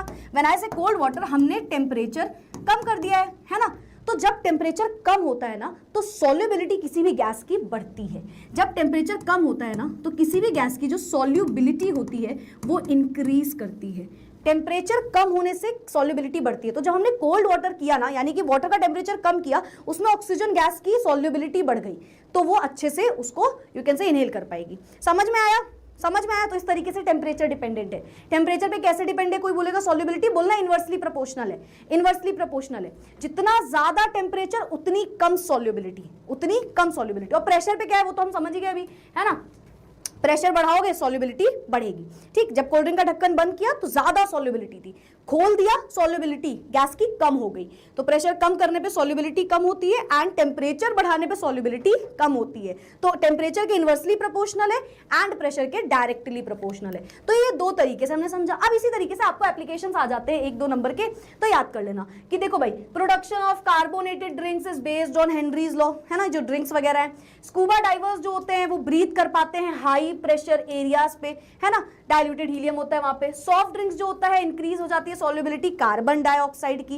Areas where the partial pressure of oxygen is lower, तो वहां पे क्या होगा, dissolution of oxygen during respiration helps. तो बस सेम जो बातें बताई वो यहाँ पे इसके एप्लीकेशन में लिख दी गई है। एप्लीकेशन मतलब कहाँ काम आया, ठीक है। तो ये हमारा हेनरीज लॉ हो गया। क्या हमें हेनरीज लॉ समझ में आ गया? इन द चैट बॉक्स जल्दी से यार, जल्दी से। क्या हम नेक्स्ट टॉपिक की तरफ आगे बढ़े, क्योंकि हमें पूरी फिजिकल केमिस्ट्री खत्म करनी है, वेरी गुड। आगे बढ़ते हैं हम नेक्स्ट टॉपिक की तरफ। नेक्स्ट है हमारे पास राउल्ट्स लॉ क्या कहता है। देखो, अभी हमने सॉल्युबिलिटी सब कुछ जाना ना, बस वही है, बस उसी की तरीके से। राउल्ट्स लॉ ये कहता है कि किसी में भी जो पार्शियल वेपर प्रेशर, अब वेपर प्रेशर में भी कंफ्यूज होते हैं, पहले वेपर प्रेशर समझ लेते हैं, पहले हम वेपर का प्रेशर समझ लेते हैं, ठीक है। मान लो ये ए है, ठीक है, ये बी है एंड ये हमारे पास सी है, ठीक है। तो एक तरफ मैंने ले लिया ए, या ऐसे ए बी मत बोलो, ऐसे बोलो सॉल्यूट है। सॉल्यूट में जब हमने सॉल्वेंट को मिलाया तो हमें मिलता है सॉल्यूशन, है ना। जब हमने सॉल्यूट में सॉल्वेंट को मिलाया हमें मिला सॉल्यूशन, ठीक है मैम। वेपर प्रेशर क्या होता है? वेपर्स हम जानते हैं और प्रेशर भी हम जानते हैं। तो जो वेपर, जो यहाँ पे क्या है, यहाँ पे सॉल्यूट के पार्टिकल्स हैं। अब सुनना, इससे मैं तुम्हें सारी कॉलिगेटिव प्रॉपर्टी भी समझाऊंगी, ठीक है, ध्यान से सुनना। इसी से हमें सारी कॉलिगेटिव प्रॉपर्टी भी जाननी है, ठीक है। हमारे पास वेपर प्रेशर क्या होता है, पहले ये समझो। ये ए के पार्टिकल्स थे, है ना, और यहाँ पे क्या होंगे, यहाँ पे सबके पार्टिकल्स आ जाएंगे, है ना। यहाँ पे हमारे पास सभी के पार्टिकल्स आ जाएंगे। अच्छा, अब समझो वेपर प्रेशर होता क्या है। पहली चीज तो वेपर प्रेशर हमेशा क्लोज्ड वेसल में होता है, हमेशा क्लोज्ड वेसल चाहिए होगा। वेपर्स आ रहे हैं, उन पे प्रेशर लगाओ। यार हर चीज को ना बेसिक तरीके से समझो, हर चीज को बेसिक तरीके से समझो। हमें जरूरत नहीं है फालतू की अपनी पूरी दुनिया भर की चीजें सोचने की। सिंपल समझो, वेपर से लगने वाला pressure, that is vapour pressure. अब इसमें समझते हैं केमिस्ट्री में क्या बोल रहा है। देखो, मान लो ये वॉलेटाइल है। वॉलेटाइल मतलब जो वेपर्स बनाता है, ठीक है। तो इसके वेपर्स बढ़िया आ रहे होंगे, है ना, इसके वेपर्स आ रहे होंगे बढ़िया, और सोल्यूशन में भी वेपर्स होंगे, है ना। यही तो हुआ, तुमने प्रेशर लगा दिया, तुमने उसे बाहर नहीं निकलने दिया, है ना। कुकर में रोज ये काम करते हैं हम लोग, है ना। तो हमने प्रेशर लगा दिया, हमने प्रेशर लगा दिया तो वो वेपर्स जो है, वो जो वेपर्स बन रहे थे वो बाहर एस्केप नहीं हो पाए। वेपर प्रेशर लग रहा है। वेपर प्रेशर कौन करता है तुमको ये पता है? जो सरफेस पार्टिकल्स होते हैं। हर एक पार्टिकल वेपर प्रेशर नहीं कर रहा शुरुआत में। तुमने होते हुए देखा ना, जब मान लो पानी गर्म किया हमने, हाँ पानी गर्म किया, भाप निकल रही है। अब भाप अंदर के वाटर पार्ट मॉलिक्यूल से नहीं निकल रही, जो सरफेस में है उससे पहले निकलती है। क्या काम आएगा अभी आगे तुम्हें समझाऊंगी। अभी तुमको मैं इसके बारे में भी आगे समझाऊंगी, ठीक है, ठीक है, ठीक है, ठीक है। क्या समझा दूं? अरे है, आपने पढ़ाया तो सब समझ में आ रहा है। अरे यार शट अप, चलो इधर आओ, इधर आओ। हाँ, अच्छी लाइन लिखने के बाद ये क्या लिख दिया तुमने? कुछ भी पढ़ाई कर लो, वो सब 12th के बाद करना तुम। चलो इधर आते हैं। तो वेपर निकल रहा था, प्रेशर लगाया, वेपर का प्रेशर बोल रहे हैं हम इसको, ठीक है मैम, समझ गए हम, थोड़ा थोड़ा तो मैम हम समझ रहे हैं, ठीक है। अब वेपर कौन वेपर प्रेशर बना रहा है? Surface particle. सरफेस पार्टिकल यानी कि जो ऊपर बैठे हुए हैं। अभी इसको क्यों समझा रही हूँ, क्योंकि आगे एक इससे टर्म आएगा, ठीक है। सरफेस के पार्टिकल जो है वो वेपर्स बना रहे हैं, हमें याद रखना है, ठीक है। तो this is vapour pressure, yes ma'am. Now Raoult's law क्या कहता है? राउल्ट्स लॉ कहता है कि जो भी पार्शियल प्रेशर होगा, मैम पार्शियल प्रेशर क्या होता है? यहां पे मैंने बोला किसी को भी ए और किसी को भी बी मान लो, ठीक है। मान लो मैंने इसको ए बोल दिया, इसको बी बोल दिया, अब सुनना मेरी बात, और इसको सी बोल दिया, सोल्यूशन को सी बोल दिया। अब सुनो मेरी बात, मान लो मैंने बोला जो सॉल्वेंट है, सॉल्वेंट है, प्योर सॉल्वेंट है इस टाइम पे, यानी कि इसको हम ए की जगह, इसमें जो प्रेशर लग रहा है, इसमें जो वेपर प्रेशर लग रहा है, उसे हम बोलेंगे पी नॉट ऑफ ए। क्यों मैम? क्योंकि यहाँ नॉट, सुनो, हर टर्म का मीनिंग, पी मतलब वेपर प्रेशर, नॉट मतलब कुछ नहीं, उसके अलावा कुछ नहीं। लिख लो कहीं, नॉट का मतलब हम बोल रहे हैं केमिस्ट्री में उसके अलावा कुछ नहीं। पी नॉट ऑफ ए मतलब जिसमें वेपर प्रेशर सिर्फ ए के पार्टिकल्स का बन रहा है। पी नॉट ऑफ ए, उसमें ए के अलावा किसी के पार्टिकल्स नहीं है। ये क्या है मैम? बी में vapour pressure, P not of B, इसमें बी के अलावा किसी के पार्टिकल्स का वेपर प्रेशर नहीं है। ये क्या है मैम? ये पी ऑफ एस है, इसे कई जगह पी ऑफ टी लिख देते हैं, ठीक है, वेपर टोटल का वेपर प्रेशर, ठीक है। ये पी ऑफ एस आ गया। अब सुनना मेरी बात बड़े ध्यान से, P of A, Raoult's law क्या कहता है? जो पार्शियल प्रेशर होता है ए का, मैम पार्शियल प्रेशर तो कहीं दिख ही नहीं रहा है हमें, तो vapour pressure of A, vapour pressure of pure B और सी दिख रहा है। सुनो, पार्शियल प्रेशर जो ए का होता है, पार्शियल मतलब आधा प्रेशर, पूरी तरीके से नहीं हुआ होगा। जब हम पी ऑफ एस निकालते हैं तो वो P of A plus P of B से ही तो मिलके बनता है। अब सुनो इसका क्या मतलब है, जब हम सोल्यूशन बोल रहे हैं तो उसमें ए और बी दोनों के पार्टिकल्स हैं, बट दोनों प्योर स्टेट में थोड़ी है। तुम खुद से दिमाग लगाओ, क्या यहाँ पे सिर्फ ए के पार्टिकल्स हैं? नहीं मैम। क्या यहाँ पे सिर्फ बी के पार्टिकल्स हैं? नहीं मैम। क्या यहाँ पे ए और बी के पार्टिकल्स हैं? Yes ma'am. तो इसमें जो हम ऐड कर रहे हैं वो उसमें ए के भी पार्टिकल्स वेपर बना रहे हैं, बी के भी पार्टिकल वेपर बना रहे हैं, दोनों की वजह से वेपर बन रहा है। तो उससे आप बोलते हो पार्शियल वेपर प्रेशर, क्योंकि कुछ पार्टिकल सरफेस में ए के रखे हुए हैं एंड कुछ पार्टिकल सरफेस में बी के रखे हुए हैं एंड उसकी वजह से प्रेशर बन रहा है। ये जो मैं तुम्हें समझा रही हूँ ना, क्यों मैं 5-10 मिनट लगा रही हूँ इसको समझाने में, कॉलिगेटिव प्रॉपर्टी में काम आएगा यही, ठीक है। तो चलो, मैम ने क्या बोला? P not of A, P not of B था और वहां पे पूरे सोल्यूशन का बना। राउल्ट्स लॉ कहता है ये जो पी नॉट, पी ऑफ ए है ना, ये जो पी ऑफ ए जब तुम निकालोगे ना, ये आता है जितने भी ए के पार्टिकल्स हैं, ए के पार्टिकल्स है प्योर स्टेट में, उसको उसके मोल फ्रैक्शन से मल्टीप्लाई कर दो, तो यही है राउल्ट्स लॉ। राउल्ट्स लॉ क्या कहता है? पार्शियल वेपर प्रेशर जब हम निकालते हैं तो वो बराबर होता है उसके प्योर स्टेट में जो भी वेपर प्रेशर आया हो, मल्टीप्लाई कर देना उसके मोल फ्रैक्शन से, ठीक है, तो हमने राउल्स लॉ क्या जाना, एनी सोल्यूशन, किसी भी सोल्यूशन के लिए पार्शियल वेपर प्रेशर जो होगा हर एक वॉलेटाइल कंपोनेंट का, मैम अगर नॉन वॉलेटाइल होता तो उसकी बात ही नहीं हो रही होती ना, नॉन वॉलेटाइल तो वेपर ही नहीं बनाएगा, तो वेपर प्रेशर कहां से निकलेगा उसका, ठीक है, component solution is directly proportional to its mole fraction, यानी कि ये बोलता है जब तुम पार्शियल प्रेशर निकालते हो ए का वेपर प्रेशर, वो डायरेक्टली प्रोपोर्शनल है उसके मोल फ्रैक्शन के, और जब हम मोल फ्रैक्शन हटाते हैं जो कांस्टेंट आता है वही होता है P not of A. B के लिए अगर हम ये काम करते तो वो डायरेक्टली प्रोपोर्शनल होता मोल फ्रैक्शन ऑफ बी के, कोई सी पार्टिकल होता तो उसके भी बराबर होता। क्या हमें मोल फ्रैक्शन क्या हमें ये समझ में आया, क्या हमें ये समझ में आया, क्या हमें ये समझ में आ गया अच्छे से, थम्स अप जल्दी से,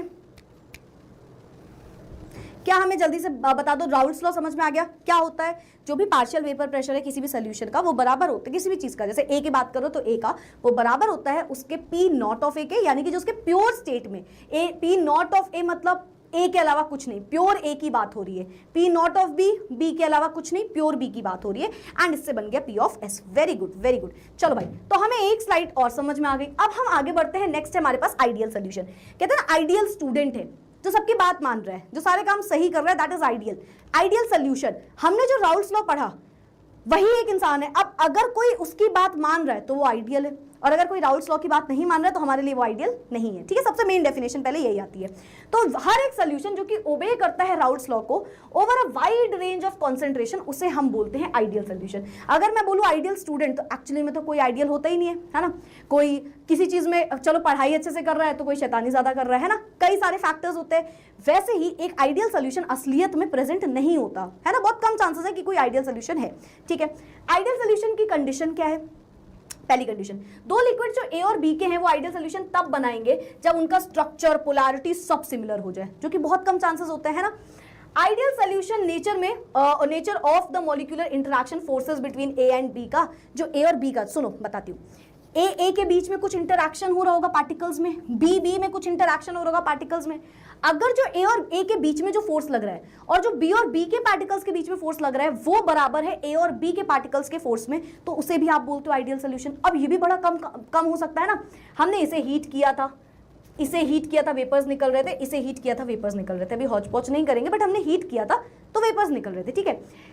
ए के बीच में हम बोल रहे हैं जो धक्का लग रहा है ना, धक्का मुक्की, वही बी और बी के बीच में लग रहा हो। मतलब मान लो एक तरफ चीनी लिए, एक तरफ पानी लिया है, और चीनी में जो चीनी में क्या कहते हैं धक्का मुक्की चल रही है वेपर प्रेशर के टाइम पे, वही सेम पानी वाटर मॉलिक्यूल में हो जाए। क्या आप जेईई और नीट की प्रिपरेशन करना चाहते हैं? और फिर हम बोल रहे हैं वो बराबर हो जाए जो शुगर और वाटर मॉलिक्यूल में धक्का मुक्की चल रही होगी, तो ये तो बहुत कम चांस है। तो एक ये इसका आइडियल सोल्यूशन का तरीका होता है कहने का कि जो ए और ए के पार्टिकल्स और बी के पार्टिकल हैं उसके भाई जो फोर्स लग रहा हो जो भी हो वो बराबर हो किसके, ए और बी के।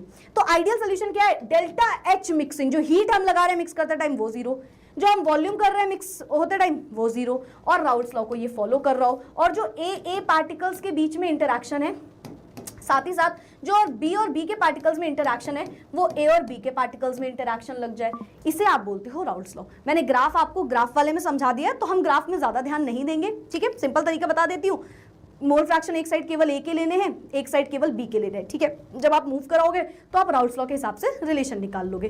ग्राफ हम सारे के सारे 20 मिनट में कर चुके हैं, इस सेशन के बाद जाके देख लेना, तुम स्पीड में चलाओगे तुम 10-15 मिनट में खत्म कर लोगे, ठीक है। आगे बढ़ते हैं, नेक्स्ट है हमारे पास नॉन आइडियल सोल्यूशन। अब ऐसे सोल्यूशन जो आइडियल नहीं है, अगर आइडियल नहीं है तो राउल्स लॉ को फॉलो नहीं करेंगे, है ना। अब सुनना, अगर राउल्स लॉ, मैंने बोला एक बच्चा है वो ना बिल्कुल भी आइडियल नहीं है। अब आइडियल नहीं है, हम आइडियल कैसे बोल रहे थे? अगर वो शैतानी भी ना करे और वो पढ़ाई भी करे, ठीक है। अब हमने बोला वो आइडियल नहीं है, तो क्या हो सकता है मैम? या तो वो शैतानी ज्यादा कर रहा होगा या तो वो पढ़ाई कम कर रहा होगा, तभी तो हम उसे नॉन आइडियल बोल रहे हैं। यस, सिमिलरली नॉन आइडियल के दो डेविएशन होते हैं, या तो पहली चीज तो वो राउल्स लॉ को फॉलो नहीं कर रहा होगा, तो या तो राउल्स लॉ से कुछ ज्यादा वैल्यू लाएगा तो पॉजिटिव डेविएशन, या तो उस राउल्स लॉ से कुछ कम वैल्यू लाएगा तो नेगेटिव डेविएशन, ठीक है। अच्छा, दो solution which do not obey Raoult's law उन्हें हम बोलते हैं नॉन आइडियल सोल्यूशन। पॉजिटिव मतलब डेल्टा एच मिक्सिंग जो है वो भी जीरो से ज्यादा, डेल्टा वी मिक्सिंग जो है वो भी जीरो से ज्यादा, सोल्यूशन का जो पार्शियल प्रेशर है वो राउल्स लॉ की जो डेफिनेशन हमने पढ़ी उससे ज्यादा, एंड जो ए और बी के बीच का इंटरैक्शन हो रहा था वो कम है ए और बी के इंटरैक्शन से। मतलब ए और ए आपस में इंटरैक्ट कर रहे थे, बी और बी आपस में इंटरैक्ट कर रहे थे, वो दोनों ज्यादा इंटरैक्ट कर रहे थे, उनके फोर्स ऑफ अट्रैक्शन ज्यादा था as compare to A and B, ठीक है। और हर एक को कम कर देना जीरो से, तो वो आ जाएगा नॉन आइडियल, ठीक है। और ग्राफ के टाइम पे जो आइडियल सोल्यूशन का ग्राफ है उसके ऊपर कर्व बनाओगे तो पॉजिटिव डेविएशन, नीचे कर्व बनाओगे तो नेगेटिव डेविएशन। क्या हमें ये समझ में आ गया ideal and non ideal solution? क्या हमें आइडियल एंड नॉन आइडियल समझ में आ गया, है ना? आइडियल राउल्ट्स लॉ को फॉलो करेंगे, नॉन आइडियल नहीं फॉलो करेंगे, या तो पॉजिटिव होंगे यानी कि या तो उसकी वैल्यू जीरो से ज्यादा होगी या तो उसकी वैल्यू जीरो से कम होगी। क्या हमें ये भी समझ में आ गया? बहुत अच्छे से, परफेक्ट परफेक्ट। आगे बढ़ते हैं नेक्स्ट में, अजियोट्रॉप्स। अब अजियोट्रॉप एक सोल्यूशन होता है, ठीक है। कैसा सोल्यूशन होता है? ऐसा मिक्सचर यानी कि दो लिक्विड को लेके हमने मिक्स कर दिया, तो अजियोट्रॉप मिक्सचर होता है दो या दो से ज्यादा। एक नंबर का क्वेश्चन ऐसे पूछ लिया जाता है तो सुन लो, दो या दो से ज्यादा लिक्विड को मिलाया तो हमने एक सोल्यूशन बनाया, ठीक है। अब हमने देखा कि ये डिस्प्ले कर रहा है सेम लेवल ऑफ कॉन्सेंट्रेशन है इसका, सेम बॉइलिंग पॉइंट हो रहा है इसका in the liquid and vapour phase. Liquid phase में और वेपर फेज में दोनों में ही इसका जो हम बोल रहे हैं कॉन्सेंट्रेशन है वो सेम लेवल पे है ना। एंड जब हमने फ्रैक्शनल डिस्टिलेशन किया, जो कि एक टेक्निक है जिससे हम दो इस लिक्विड को अलग अलग सेपरेट कर सकते हैं, तो ये सेपरेट नहीं हुआ, तो ये उससे सेपरेट नहीं हुआ, ठीक है। तो इसे आप बोलते हो अजियोट्रॉप्स। इसे आप क्या बोलते हो? अजियोट्रॉप्स बोलते हो। कल फिजिकल केमिस्ट्री के सारे न्यूमेरिकल्स होंगे, ठीक है। अच्छा, दो टाइप के अजियोट्रॉप्स होते हैं, या तो मिनिमम बॉइलिंग या तो मैक्सिमम बॉइलिंग। पहली चीज, अजियोट्रॉप्स हमेशा नॉन आइडियल सोल्यूशन होते हैं। अजियोट्रॉप्स आर नॉन आइडियल सोल्यूशन, हमेशा नॉन आइडियल सोल्यूशन होते हैं ये। मिनिमम और मैक्सिमम अजियोट्रॉप्स, मिनिमम बॉइलिंग अजियोट्रॉप, ये हमेशा राउल्ट्स लॉ जैसे हमने पढ़ा ना कि अगर नॉन आइडियल है तो वो या तो पॉजिटिव होगा या तो नेगेटिव। तो अगर हम मिनिमम की बात करें तो ये पॉजिटिव डेविएशन दिखाता है राउल्ट्स लॉ से, और अगर हम मैक्सिमम की बात करें तो ये नेगेटिव डेविएशन दिखाता है। जो इंपॉर्टेंट है तुमको बस उतना ही लिखना है। एग्जाम्पल भी इसका पूछ सकता है, तो आप लिख देना मिनिमम का होता है ethanol plus acetone and maximum का होता है क्लोरोफॉर्म प्लस एसीटोन। सिंपल सा क्वेश्चन है, एक नंबर का क्वेश्चन आएगा ज्यादा से ज्यादा इसका, बस, ठीक है। क्या हमें अजियोट्रॉप समझ में आए? क्या हमें अजियोट्रॉप समझ में आए? कैसे अजियोट्रॉप्स क्या होते हैं? अजियोट्रॉप दो लिक्विड का जब सोल्यूशन हम बना रहे हैं, दो लिक्विड फेज में है ये दोनों, ठीक है। तो दो और दो से ज्यादा लिक्विड भी हो सकते हैं जो कि सेम लेवल ऑफ कॉन्सेंट्रेशन निकाल रहे हैं, ठीक है। तो उसे हम बोलते हैं कि वो है हमारा अजियोट्रॉप। यानी कि जब हम वेपर फेज में और लिक्विड फेज में देख रहे हैं तो सेम लेवल ऑफ कॉन्सेंट्रेशन है, उसे हम बोलते हैं अजियोट्रॉप्स। दो टाइप के होते हैं, एक होता है हमारे पास मैक्सिमम बॉइलिंग, एक होता है मिनिमम बॉइलिंग। मैक्सिमम बॉइलिंग जो होगा वो नेगेटिव डेविएशन दिखाता है राउल्ट्स लॉ से, और मिनिमम बॉइलिंग जो होगा वो पॉजिटिव डेविएशन दिखाता है राउल्ट्स लॉ से। चलो भाई, क्या बात है, थम्स अप भी आ गए मेरे पास, ठीक है, परफेक्ट परफेक्ट। आगे बढ़ जाते हैं। हाँ बेटा, पीडीएफ मिल जाएगा इनमें। अब बड़ी इंपॉर्टेंट कहानी है कॉलीगेटिव प्रॉपर्टी। कॉलीगेटिव प्रॉपर्टी क्या होती है? ऐसी प्रॉपर्टी जो सिर्फ और सिर्फ जिसको फर्क पड़ेगा नंबर ऑफ पार्टिकल्स से, ऐसी प्रॉपर्टी जिसे फर्क पड़ रहा होगा कितने सोल्यूट पार्टिकल्स हैं, उसे कोई फर्क नहीं पड़ता कि वो सोल्यूशन में क्या नेचर है, क्या कॉन्सेंट्रेशन है, किसी से कोई फर्क नहीं पड़ रहा, सिर्फ फर्क पड़ रहा है नंबर ऑफ सोल्यूट पार्टिकल से। तो वो प्रॉपर्टीज कहलाती हैं कॉलीगेटिव प्रॉपर्टी। वापस से सुनते हैं मैम ने क्या बोला। Colligative properties, the properties that depend on number of solute particles, ऐसी properties जो सिर्फ और सिर्फ number of solute particles पे depend कर रही होगी। किस पे depend कर रही होगी? n of solute पे depend कर रही होगी, वो है हमारी colligative property, irrespective of their nature relative to that total number particle present in the solution, उसे हम बोलते हैं colligative property। मतलब और दुनिया भर की चीजों से कोई फर्क ही नहीं पड़ता, कितने number of particles है बस उससे फर्क पड़ता है, उसे हम बोलते हैं वो है हमारी colligative प्रॉपर्टी। ठीक है, 4 कॉलीगेटिव प्रॉपर्टी होगी हमारे पास। अब सुनना मेरी बात, बहुत इंपॉर्टेंट है, हम बोल रहे हैं कॉलीगेटिव प्रॉपर्टी। ठीक है, कॉलीगेटिव प्रॉपर्टी कौन सी इंपॉर्टेंट है ये भी बता दूं, और एक चीज जरूर बता दूं कि इससे क्वेश्चन 200% है कि आएगा ही आएगा। ठीक है, क्वेश्चन तो आएगा ही आएगा, है ना, कौन सी वाली से आएगा ये भी देखेंगे। ठीक है, so it is very important, this is very important, question आएगा इससे। ठीक है, 4 कॉलीगेटिव प्रॉपर्टी होती है।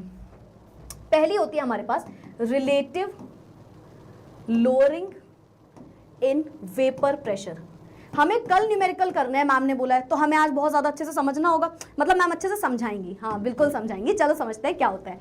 अब अच्छे से समझना भी तो होगा ना यार, देखो कल जब क्वेश्चन आएगा तो हम थोड़ी बोलेंगे कि ये हमने इतने अच्छे से नहीं पढ़ा, तब तो हम बोलेंगे ना आपने जो पढ़ाया हमने सब पढ़ा था। चलो आते हैं relative lowering in vapour pressure. थोड़ा सा नाम से जानते हैं, रिलेटिव किसी से रिलेट कर रहा होगा, लोअरिंग मतलब कुछ कम हो रहा होगा, और वेपर प्रेशर तो हम जान ही चुके हैं।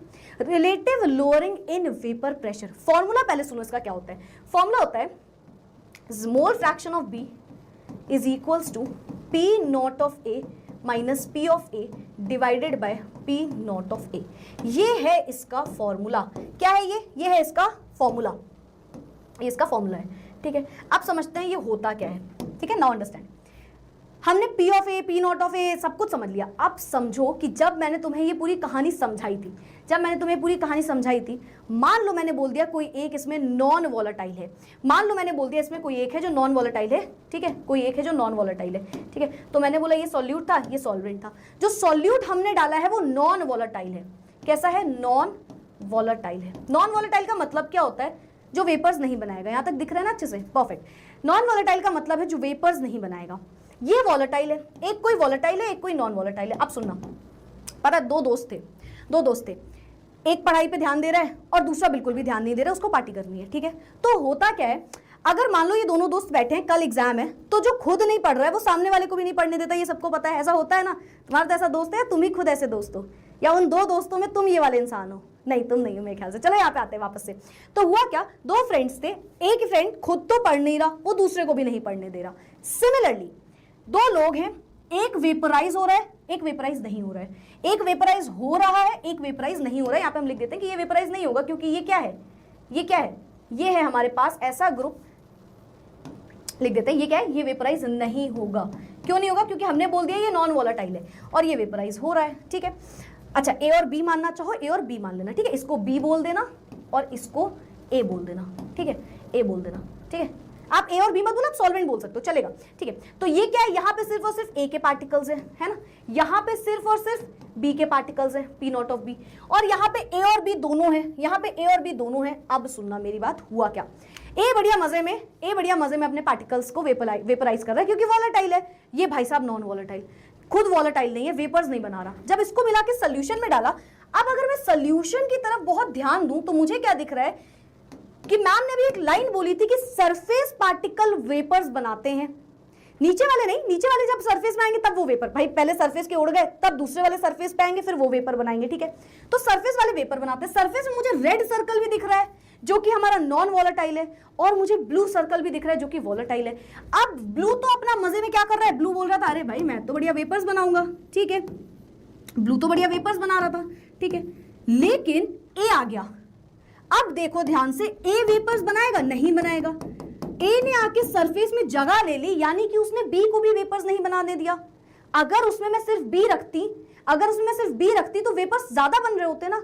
ए आ गया, खुद तो ऊपर वेपर बना नहीं रहा और उसने सरफेस की जगह ले ली, जिसकी वजह से बी भी वेपर नहीं बना पा रहा है। अब तो मुझे चैट बॉक्स में बताओ कि ये है हमारे पास पी नॉट ऑफ ए, ये था हमारे पास पी ऑफ एस, जिसमें ए और बी दोनों है। दोनों में से किसका वेपर प्रेशर ज्यादा होगा? जल्दी से बताओ। पी नॉट ऑफ ए है, पी ऑफ एस है, किसका वेपर प्रेशर ज्यादा होगा? पी नॉट ऑफ ए का होगा या पी ऑफ एस का होगा? सोचो। इनिशियली किसका था स्टार्टिंग में? उसमें तो भाई सोल्यूशन ज्यादा है तो उसमें वेपर ज्यादा होगा ना। तो अब बताओ किसका होगा? P not of A. Very good. बहुत से लोग पी ऑफ एस भी लिख रहे हैं, वो गलत है। पी ऑफ एस वाले सारे गलत हैं। देखो यहीं पे न्यूमेरिकल कहाँ गड़बड़ होती है, हम समझा रहे हैं, यहीं तो न्यूमेरिकल गड़बड़ करके आते हो तुम। करेक्ट आंसर है पी नॉट ऑफ ए।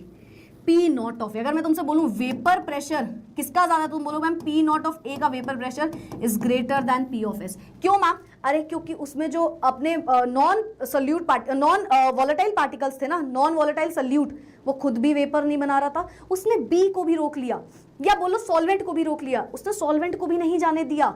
वो जो बी वाले पार्टिकल्स है ना, जो अपने सॉल्यूट हैं, वो खुद तो नहीं गए, उसने जाने भी नहीं दिया बी को, क्योंकि सरफेस वाले पार्टिकल ऊपर जा रहे हैं, क्योंकि उनकी काइनेटिक एनर्जी ज्यादा होती है। अभी उतने डेप्थ में मत जाओ, ठीक है। तो सरफेस वाले केवल ऊपर जा पा रहे थे। अब भाई उसमें कोई नॉन वॉलेटाइल आके बैठ गया, तो नॉन वॉलेटाइल खुद भी नहीं जा रहा, उसने बोला वॉलेटाइल भाई तुम कहाँ निकल रहे हो, चुपचाप बैठो, उसको भी नहीं जाने दिया।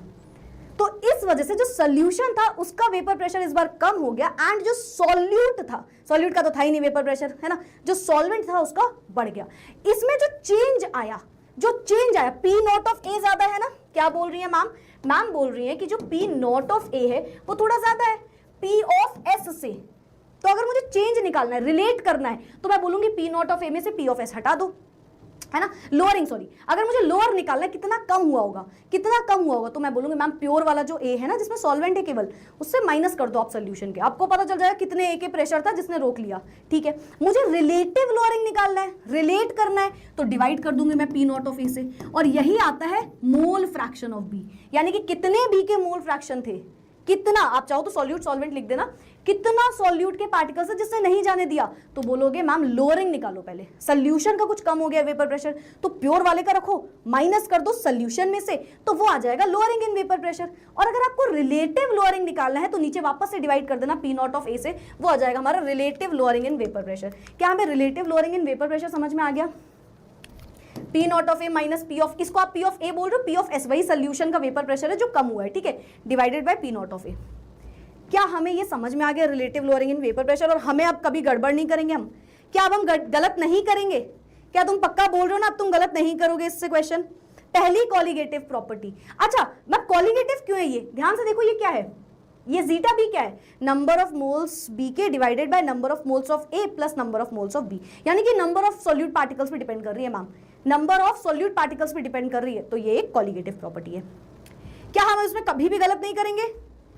वेरी गुड, वेरी गुड, ठीक है। अब आते हैं दूसरी कॉलिगेटिव प्रॉपर्टी पे। चलो भाई, एक प्रॉमिस तो हो गया कि पहली कॉलिगेटिव प्रॉपर्टी गलत नहीं होगी। दूसरी है elevation in boiling point, elevation in boiling point. अब मैम हम दूसरी कॉलिगेटिव प्रॉपर्टी समझते हैं, चलो। Elevation in boiling point, boiling point क्या होता है? अब मैम ने बोला ज्यादा दिमाग नहीं लगाना है, बेसिक तरीके से समझा करो हर चीज को, पहले बेसिक समझो फिर आगे बढ़ो। अब बेसिक क्या है? बॉइलिंग पॉइंट, ऐसा पॉइंट जहां पे कोई चीज बॉइल होगी, बिल्कुल यही मतलब है इसका एक्चुअली में, ऐसा टेम्परेचर जहां पे कोई चीज बॉइल होना स्टार्ट हो रही है, that is it's boiling point. जैसे वाटर का बॉइलिंग पॉइंट कितना होता है? 100 degree Celsius, water 100 degree Celsius पे बॉइल होता है, ठीक है। एलिवेशन इन बॉइलिंग पॉइंट, ठीक है, एलिवेशन इन बॉइलिंग पॉइंट, पहले फॉर्मूला सुन लेना, पहले फॉर्मूला सुन लेना। एलिवेशन इन बॉइलिंग पॉइंट कहता है delta TB is equals to KB into M, ठीक है, delta TB is equals to KB into M, दूसरी कॉलिगेटिव प्रॉपर्टी। अब मैम पहले हमको समझा तो ये होता क्या है? डेल्टा टीबी यानी कि टेम्परेचर से कुछ बात हो रही है, केबी क्या है, एम क्या है, अभी मत समझो। डेल्टा टीबी डायरेक्टली प्रोपोर्शनल है मोलैलिटी के, किसके प्रोपोर्शनल है? मोलैलिटी के, स्मॉल एम मोलैलिटी को डिनोट करता है। ये है क्या मैम? सुनना, पहले मैंने क्या बोला? मैंने कहा ये नॉन वोलेटाइल, वोलेटाइल, ये सब तो हम समझ गए। अब मैंने बोला चलो बताओ किस में ज्यादा मैं टेम्परेचर दूंगी। अब सुनना मेरी बात ध्यान से, देखो एक पी नॉट ऑफ ए है, एक पी ऑफ एस है। मैंने बोला यार मुझे ना बॉइलिंग पॉइंट बॉइल करना है इसको, तुमने बोला कर लो ना मैम, टेम्परेचर दे दो, ठीक है। मुझे ये बताओ मुझे यहाँ पे बॉइलिंग पॉइंट किस में ज्यादा होगा? अब तुम वापस से सेम क्वेश्चन बताना, किसका ले ले, किसका? मान लो ये है, ये पी नॉट ऑफ ए और पी ऑफ एस है, किसका बॉइलिंग पॉइंट ज्यादा होगा? बॉइल ज्यादा करना पड़ेगा। सोचो जहां पे सॉल्यूट सॉल्वेंट दोनों है, जहां पे सिर्फ सॉल्वेंट है, जल्दी से चैट बॉक्स में किसका बॉइलिंग पॉइंट ज्यादा होगा? बॉइलिंग पॉइंट समझो ऐसा टेम्परेचर जहां पे हमें बॉइल करना है इसे, है ना, यानी कि 1 atm प्रेशर जब होता है तो वो उसके बॉइलिंग पॉइंट के बराबर होता है किसी भी सोल्यूशन में। किसका? पी ऑफ एस का। वेरी गुड, कुछ लोग हमें ये भी बता रहे हैं, मैं समझाती हूँ वो क्या आंसर है, वो आंसर जो है वो क्यों है। मैंने बोला कि यार मुझे ना वही दो स्टूडेंट थे, एक पढ़ाई कर रहा था और एक शैतानी कर रहा था, ठीक है, और जो शैतानी कर रहा था वो पढ़ाई वाले को पढ़ाई भी नहीं करने दे रहा था। अब मुझे डांट लगानी है, मुझे किसे ज्यादा डांटना पड़ेगा? किसे? जो शैतानी कर रहा है उसे ना सिमिलर काम है, बॉइलिंग पॉइंट है, बॉइलिंग पॉइंट है। इधर पे बॉइलिंग पॉइंट कैसा है? इधर पे बॉइलिंग पॉइंट नॉर्मल है, मतलब जिस टेम्परेचर पे करना है उस पे बॉइल कर रहे हैं, पर वहां पे एक ऐसा इंसान बैठा है जो बॉइल ही नहीं हो रहा, ऊपर जा ही नहीं रहा, वेपर ही नहीं बना रहा, तो मुझे थोड़ा बढ़ाना पड़ेगा बॉइलिंग पॉइंट, मुझे उसे ज्यादा डांटना पड़ेगा, टेम्परेचर ज्यादा देना पड़ेगा, तो इसे आप बोलते हो इंक्रीज जो हुआ that is elevation in boiling point, क्योंकि वहां सॉल्यूट पार्टिकल्स आ गए जो कि नॉन वोलेटाइल थे, तो बॉइलिंग पॉइंट बढ़ गया। इसे आप बोलते हो, इसे आप क्या बोलते हो? Elevation in boiling point. और मैम ने आपको क्यों समझाया? क्योंकि यहां पे आपको एक फॉर्मूला याद करना है, कहां गया ये, यहां पे आपको एक फॉर्मूला याद करना है which is delta TB is equals to TB minus T not of B. ये भाई याद कर लेना, क्योंकि जब तुम ये याद करके जाते हो वो तुम्हें इसमें फंसा देता है। जब इसका क्वेश्चन आया उसने उसमें फंसाया है। अब उसमें कैसे फंसाया मैम, कल हम न्यूमेरिकल से भी समझेंगे, बट फिलहाल सुनना, जो सोल्यूशन का बॉइलिंग पॉइंट है इस बार, नॉट से हमें बस इतना दिमाग में बैठाना है, नॉट मतलब उसमें उसके अलावा कोई पार्टिकल नहीं है, तो सोल्यूशन की बात तो हो नहीं रही होगी, यानी कि जो सोल्यूशन का बॉइलिंग पॉइंट है वो ज्यादा है इस बार, तो माइनस करेंगे जब हम, तो सॉल्वेंट का बॉइलिंग पॉइंट माइनस करेंगे। T not of B water के लिए निकालेंगे तो कितना होगा? सोचो वाटर के लिए T not of B, water तो 100 डिग्री पे बॉईल होता है तो वो 100 डिग्री होगा वाटर की जब बात हो रही होगी, ठीक है। अब क्वेश्चन तुमको पता है क्या कहेगा, एग्जामिनर पहले तुमको समझाएगा, तुमको लगेगा अरे एग्जामिनर बड़ा अच्छा उसने इजी क्वेश्चन दिया है यार, हाँ टी बी इंटू एम कर के बी इंटू एम करना है केवल, बट एग्जामिनर ने क्वेश्चन में तुम्हें जो वैल्यू दी, मान लो 110 डिग्री कुछ दिया है, 110 डिग्री सेल्सियस दिया है, ठीक है, हमने उठा के रख दिया बढ़िया मौज में इस चीज, बट उसने ये चीज लिखी ही नहीं थी कि वो डेल्टा टीबी है, उसने बोला था ये तो बॉइलिंग पॉइंट है सोल्यूशन का। अब सोल्यूशन का जो बॉइलिंग पॉइंट है उसमें से हमें अपने आप से सोचना है कि यार 100 माइनस कर लो, मान लो वाटर की बात हो रही है क्वेश्चन में, तो हमें माइनस क्या करना है, हमें 100 माइनस करना पड़ेगा उससे। एक चीज तो न्यूमेरिकल में ये फंसोगे, दूसरा पता है क्या फंसते हो, जब स्टडी अब्रॉड का सब क्या बोलता है, वो बोलता है इतना डिग्री, हम बैठ जाते हैं अरे यार केल्विन में बदल लेते हैं, है ना, टेम्परेचर है केल्विन में। मेरी बात याद रखना, जब हम चेंज निकालते हैं तो चाहे डिग्री सेल्सियस हो और चाहे केल्विन हो, हमें फर्क नहीं पड़ना चाहिए, कोई फर्क नहीं पड़ता, डिग्री सेल्सियस हो केल्विन हो, हमें न्यूमेरिकल में फर्क नहीं पड़ना चाहिए। क्या हमें ये दोनों चीजों में अगर एग्जामिनर फंसाएगा हम सही कर लेंगे question in the chat box जल्दी से, क्या सेकंड कॉलिगेटिव प्रॉपर्टी में अगर वो फंसाएगा हम कर लेंगे। अच्छा साथ ही साथ यहाँ पे क्या लिखा था वो भी जान लो, ये तो चेंज इन बॉइलिंग पॉइंट हो गया है ना, जो सोल्यूशन में से हमने माइनस किया। के भी होता है इब्यूलियोस्कोपिक कांस्टेंट, इसे मोलल एलिवेशन कांस्टेंट भी बोलते हो, नोट कर लेना, अलग अलग होता है, टेम्परेचर डिपेंडेंट होता है। इब्यूलियोस्कोपिक कांस्टेंट या मोलल एलिवेशन कांस्टेंट बोलते हैं इसको, ठीक है, इब्यूलियोस्कोपिक कांस्टेंट या फिर मोलल एलिवेशन कांस्टेंट, साथ ही साथ एम जो है वो हमारी मोलालिटी हो गई। अच्छा इसकी यूनिट भी पूछ ली जाती है, केल्विन किलोग्राम पर मोल, इसकी यूनिट भी पूछ सकता है वो तुमसे, है ना, क्वेश्चन में कुछ निकालना है, इसकी यूनिट आनी है तो इसकी यूनिट भी लिख लेना। क्या हमें अब क्वेश्चन में ये नहीं फंसा पाएगा एग्जामिनर इस कॉलिगेटिव प्रॉपर्टी में, हम श्योर है ना इस बात के लिए। हम आते हैं अब थर्ड कॉलिगेटिव प्रॉपर्टी पे। नेक्स्ट कॉलिगेटिव प्रॉपर्टी है हमारे पास depression in freezing point, depression in freezing point. अब अगेन सुनना, सेम कहानी है, सेम कहानी। अब फ्रीजिंग पॉइंट मतलब समझ लो ना, ऐसा टेम्परेचर कोई चीज जहाँ पे फ्रीज होगी, जैसे वाटर का फ्रीजिंग पॉइंट क्या होता है, 0 डिग्री सेल्सियस पे वाटर फ्रीज होना स्टार्ट होता है ना, यानी कि टेम्परेचर कम करना है।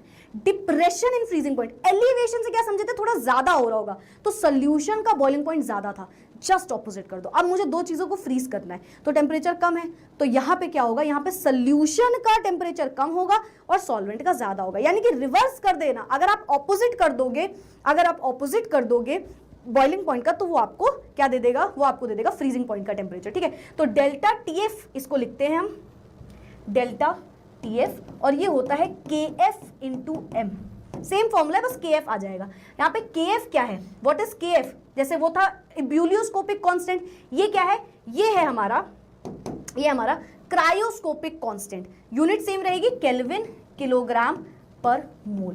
क्रायोस्कोपिक कांस्टेंट, इसको आप बोलते हो डिप्रेशन इन फ्रीजिंग पॉइंट वाला कांस्टेंट, ठीक है, ठीक है, परफेक्ट परफेक्ट। कल कराएंगे यार, कल ये सब करेंगे क्वेश्चंस वाले सारे। अच्छा डेल्टा टीएफ भी बोल सकता था, फिर हमको मैम फंसाएगा अगर वो, तो हम फंस पाएंगे इसमें, नहीं इसमें भी नहीं फंसोगे, क्योंकि delta TF is equals to, opposite करना है ना, तो देखो टी नॉट ऑफ एफ पहले होगा माइनस टीएफ होगा, तो अब हम इसमें भी नहीं फंसेंगे इस क्वेश्चन में, है ना, हमें ये क्वेश्चन में भी वो बिल्कुल भी कुछ नहीं कर पाएगा, बाकी सब कुछ सेम है, डिग्री केल्विन सब समझ जाएंगे। एंड इस बार जीरो में से माइनस, अगर वाटर की बात कर रहे हैं तो जीरो में से माइनस करेंगे टी ऑफ एफ, है ना, है ना। क्या हमें ये वाला भी समझ में आ गया, डिप्रेशन इन फ्रीजिंग पॉइंट, तुम लोग डिप्रेशन में मत जाओ, ठीक है, क्या हमें डिप्रेशन इन फ्रीजिंग पॉइंट समझ में आ गया अच्छे से, यूनिट वगैरह सब समझ गए हम, ठीक है, बाकी ये मोलालिटी हो गई अपनी, ठीक है, बाकी सब सेम है। अच्छा एक और चीज, ग्राफ, वापस से मैं बता दूं, इनके ग्राफ भी इंपॉर्टेंट है, हम ग्राफ ऑलरेडी 20 मिनट का वीडियो मैं बना चुकी हूँ, जाके देख लेना 10-15 मिनट में, तुम फास्ट मोड पे ही देखोगे, मुझे पता है जिस हालात में तुम हो, है ना, जिस टाइम पे तुम हो, तुम उसे 2x पे चलाने वाले हो, तो तुम उसे देख सकते हो 2x पे। आगे बढ़ते हैं, फोर्थ कॉलिगेटिव प्रॉपर्टी पे आते हैं हम, इसका नाम होता है ऑस्मोटिक प्रेशर। देखो ये सारी कॉलिगेटिव प्रॉपर्टी समराइज करके पिछले पेज में लगी हुई है, बट मैं तुमको समझा रही हूँ, समझाने की जरूरत भी है क्योंकि तुम कल आके न्यूमेरिकल में बोलोगे वरना, ठीक है, ठीक है, परफेक्ट। चलो अब आते हैं हम किसमें, ऑस्मोटिक प्रेशर पे, नाम से समझते हैं, ऑस्मोटिक, ऑसम मैम, नहीं, ये नहीं मतलब इसका मतलब है ऑस्मोसिस, ऑस्मोटिक का ऑस्मोसिस से लेना देना है। प्रेशर तो हम समझिए वेपर प्रेशर वगैरह हो रहा है, ऑस्मोसिस क्या होता है, वैसे मैंने बायो तो ज़्यादा नहीं पढ़ी है ना, और मेरा सबसे खराब सब्जेक्ट भी वही था, है ना, इसीलिए ऑप्ट नहीं करी थी, 10th के बाद छोड़ दी थी, मैथ्स ले ली थी, तो वैसे बायो में इतना लेकिन पता है कि ऑस्मोसिस और दूसरा क्या होता है हमारा, नहीं पता था, शिट मैं तो भूल गई। ऑस्मोसिस क्या होता है पहले ये जानो, ऑस्मोसिस क्या होता है, movement of particles from their lower concentration to their higher concentration through a semi permeable membrane, यानी कि एक मेम्ब्रेन लगा दी। एक सेमी परमिएबल मेम्ब्रेन क्या होता है? सेमी परमिएबल मेम्ब्रेन का मतलब होता है जो किसी एक को बाहर जाने देगी, दूसरे पार्टिकल को नहीं। तो केवल एक साइड से मूवमेंट होगा, दूसरे साइड से मूवमेंट नहीं होगा, that is semi permeable membrane. तो अगर मूवमेंट हो रहा है पार्टिकल्स का उनके लोअर कॉन्सेंट्रेशन से उनके हायर कॉन्सेंट्रेशन की तरफ, और वो हो रहा है through a semi permeable membrane जो सिर्फ एक को पास होने दे रही है, तो उसे आप बोलते हो ऑस्मोसिस। अब ऑस्मोटिक प्रेशर क्या है? ऑस्मोटिक प्रेशर क्या है?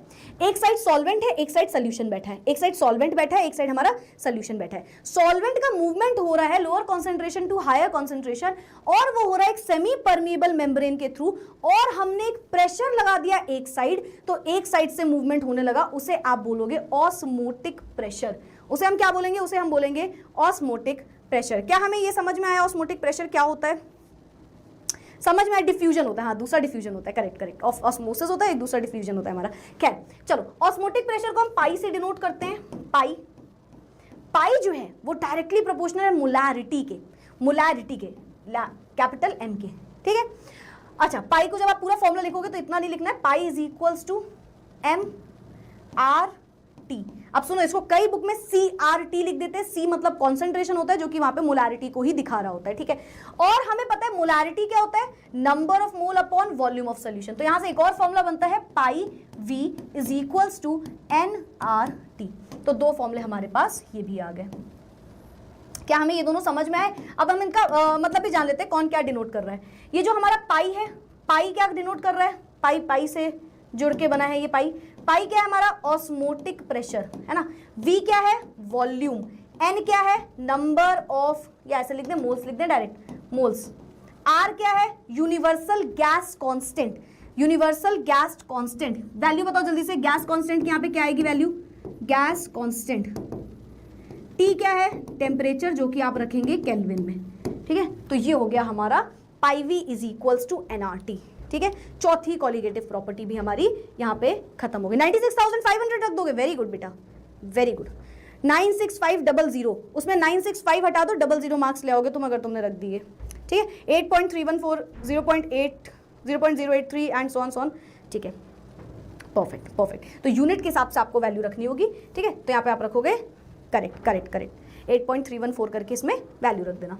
क्या हमें सारी कॉलिगेटिव प्रॉपर्टी समझ में आ गई? यहाँ पे समराइज भी किया गया है ना। ये हमारा relative lowering in vapour pressure हो गया, ये हमारा हो गया एलिवेशन इन बॉइलिंग पॉइंट, ये हो गया डिप्रेशन इन फ्रीजिंग पॉइंट, और ये हो गया हमारे पास अपना ऑस्मोटिक प्रेशर।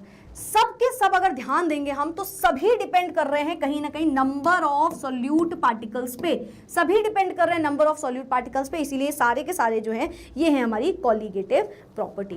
परफेक्ट। तो मेरे ख्याल से हमें कॉलिगेटिव प्रॉपर्टी समझ में आ गया। क्वेश्चन आएगा ही आएगा। मुझे जो लग रहा है इस बार वो एक तो लग रहा है ये डिप्रेशन इन फ्रीजिंग पॉइंट, ठीक है, इससे क्वेश्चन आएगा। आपको एक्चुअली तो चारों इंपॉर्टेंट है, मैं तो खुद बोल रही हूँ क्योंकि आपको चॉइस वाला क्वेश्चन भी आएगा यहाँ से चॉइस वाला क्वेश्चन भी आ जाता है, ठीक है। एक ही ऑस्मोटिक प्रेशर बहुत इंपॉर्टेंट होता है, ठीक है। Relative lowering in vapour pressure भी आ जाता है। मैं तो बोल रही हूँ मतलब तुम चारों ही याद रखना, ठीक है, क्योंकि बात वही है कि ऑप्शन में क्वेश्चन पूछेगा तो तुम्हें जो आता हो तुम अपने हिसाब से उसे अटेम्प्ट भी कर सकते हो अगर ऑप्शन में आ गया तो, ठीक है, ठीक है। चलो आगे बढ़ जाए।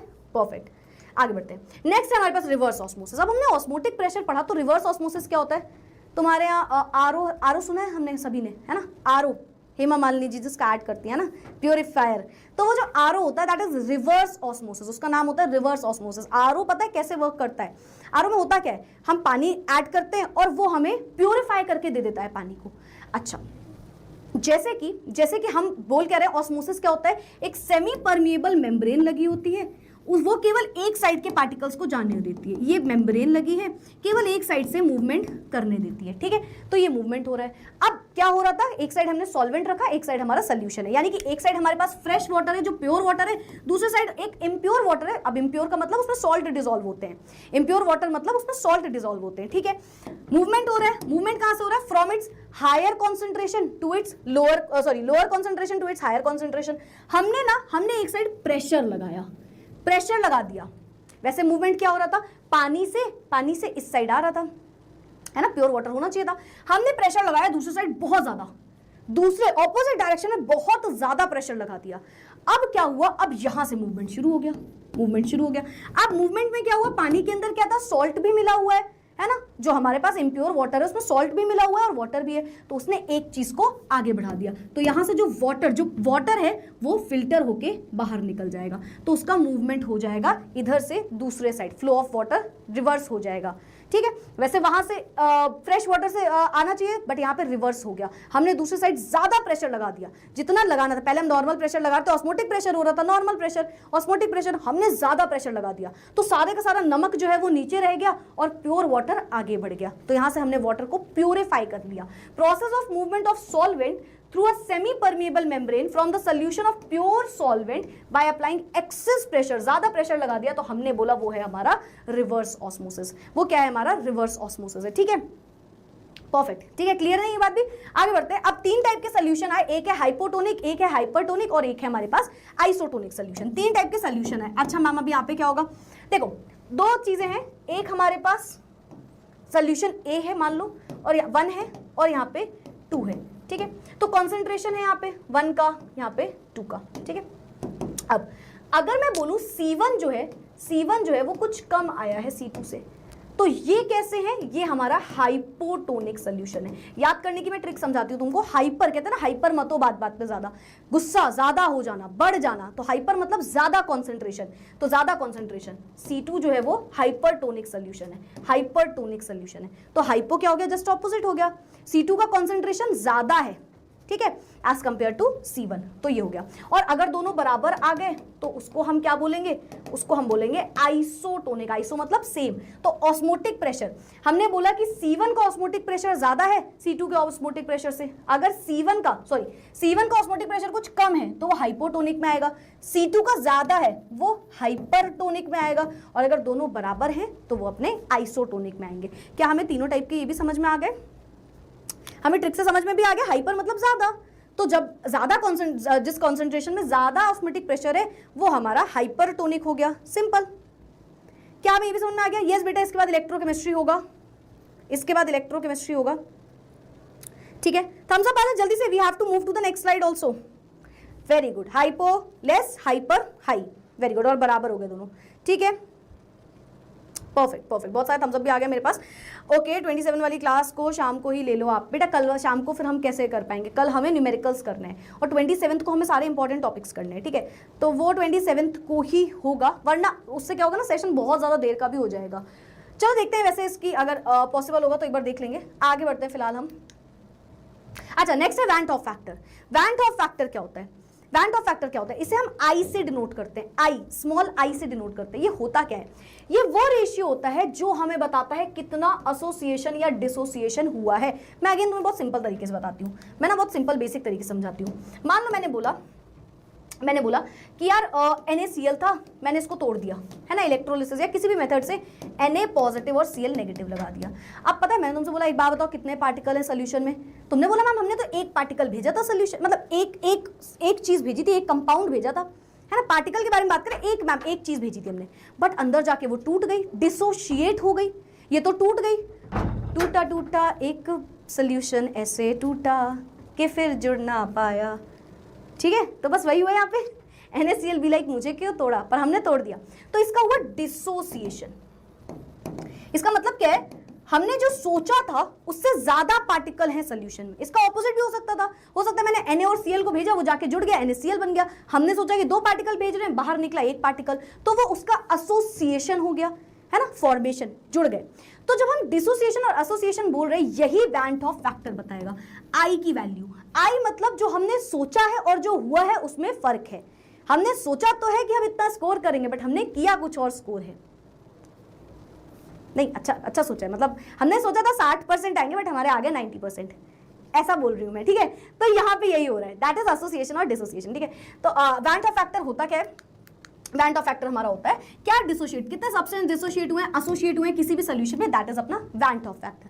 अल्फा से हम इसको डिनोट करते हैं, अल्फा क्या है, डिग्री ऑफ डिसोसिएशन, ठीक है। अब सुनना, डिग्री ऑफ डिसोसिएशन, ठीक है।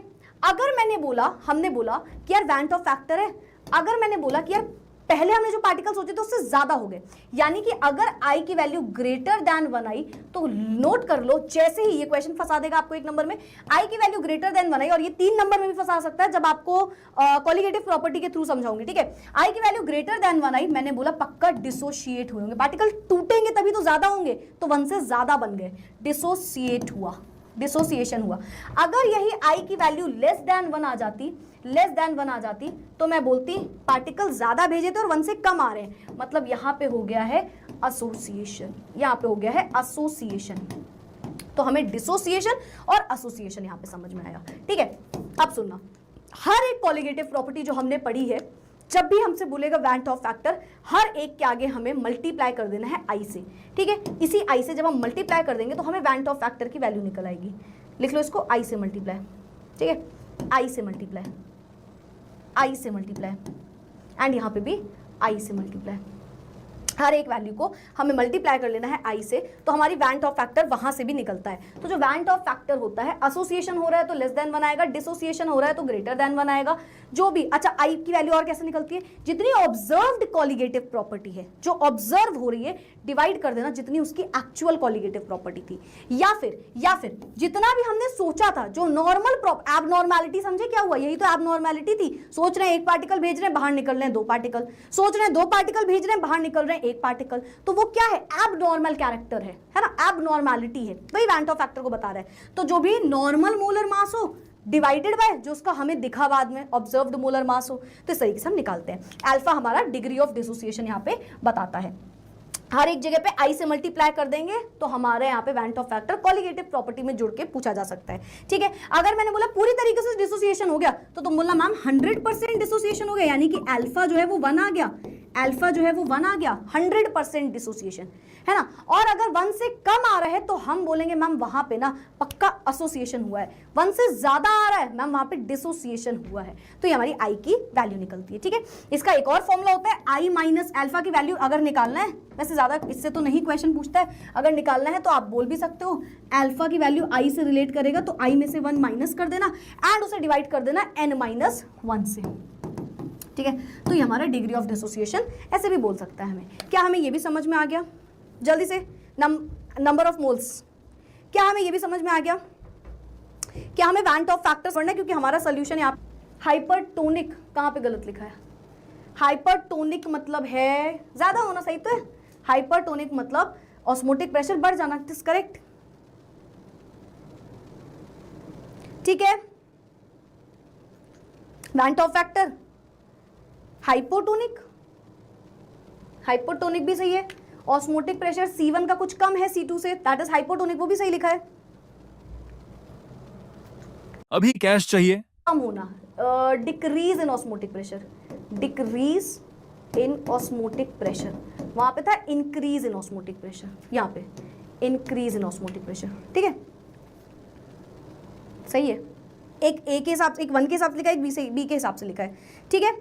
चलो परफेक्ट, आगे बढ़ जाए। Number of moles, yes, number of moles, van't Hoff factor हो गया, यस, आई से I is van't Hoff factor, कितना एबनॉर्मल कैरेक्टर दिख रहा है ना, वही अपना, ठीक है। तो जो भी हमारे पास ऑब्जर्व्ड कॉलिगेटिव प्रॉपर्टी और डिवाइड कर दो जो नॉर्मल उसकी कॉलिगेटिव प्रॉपर्टी थी, तो दैट इज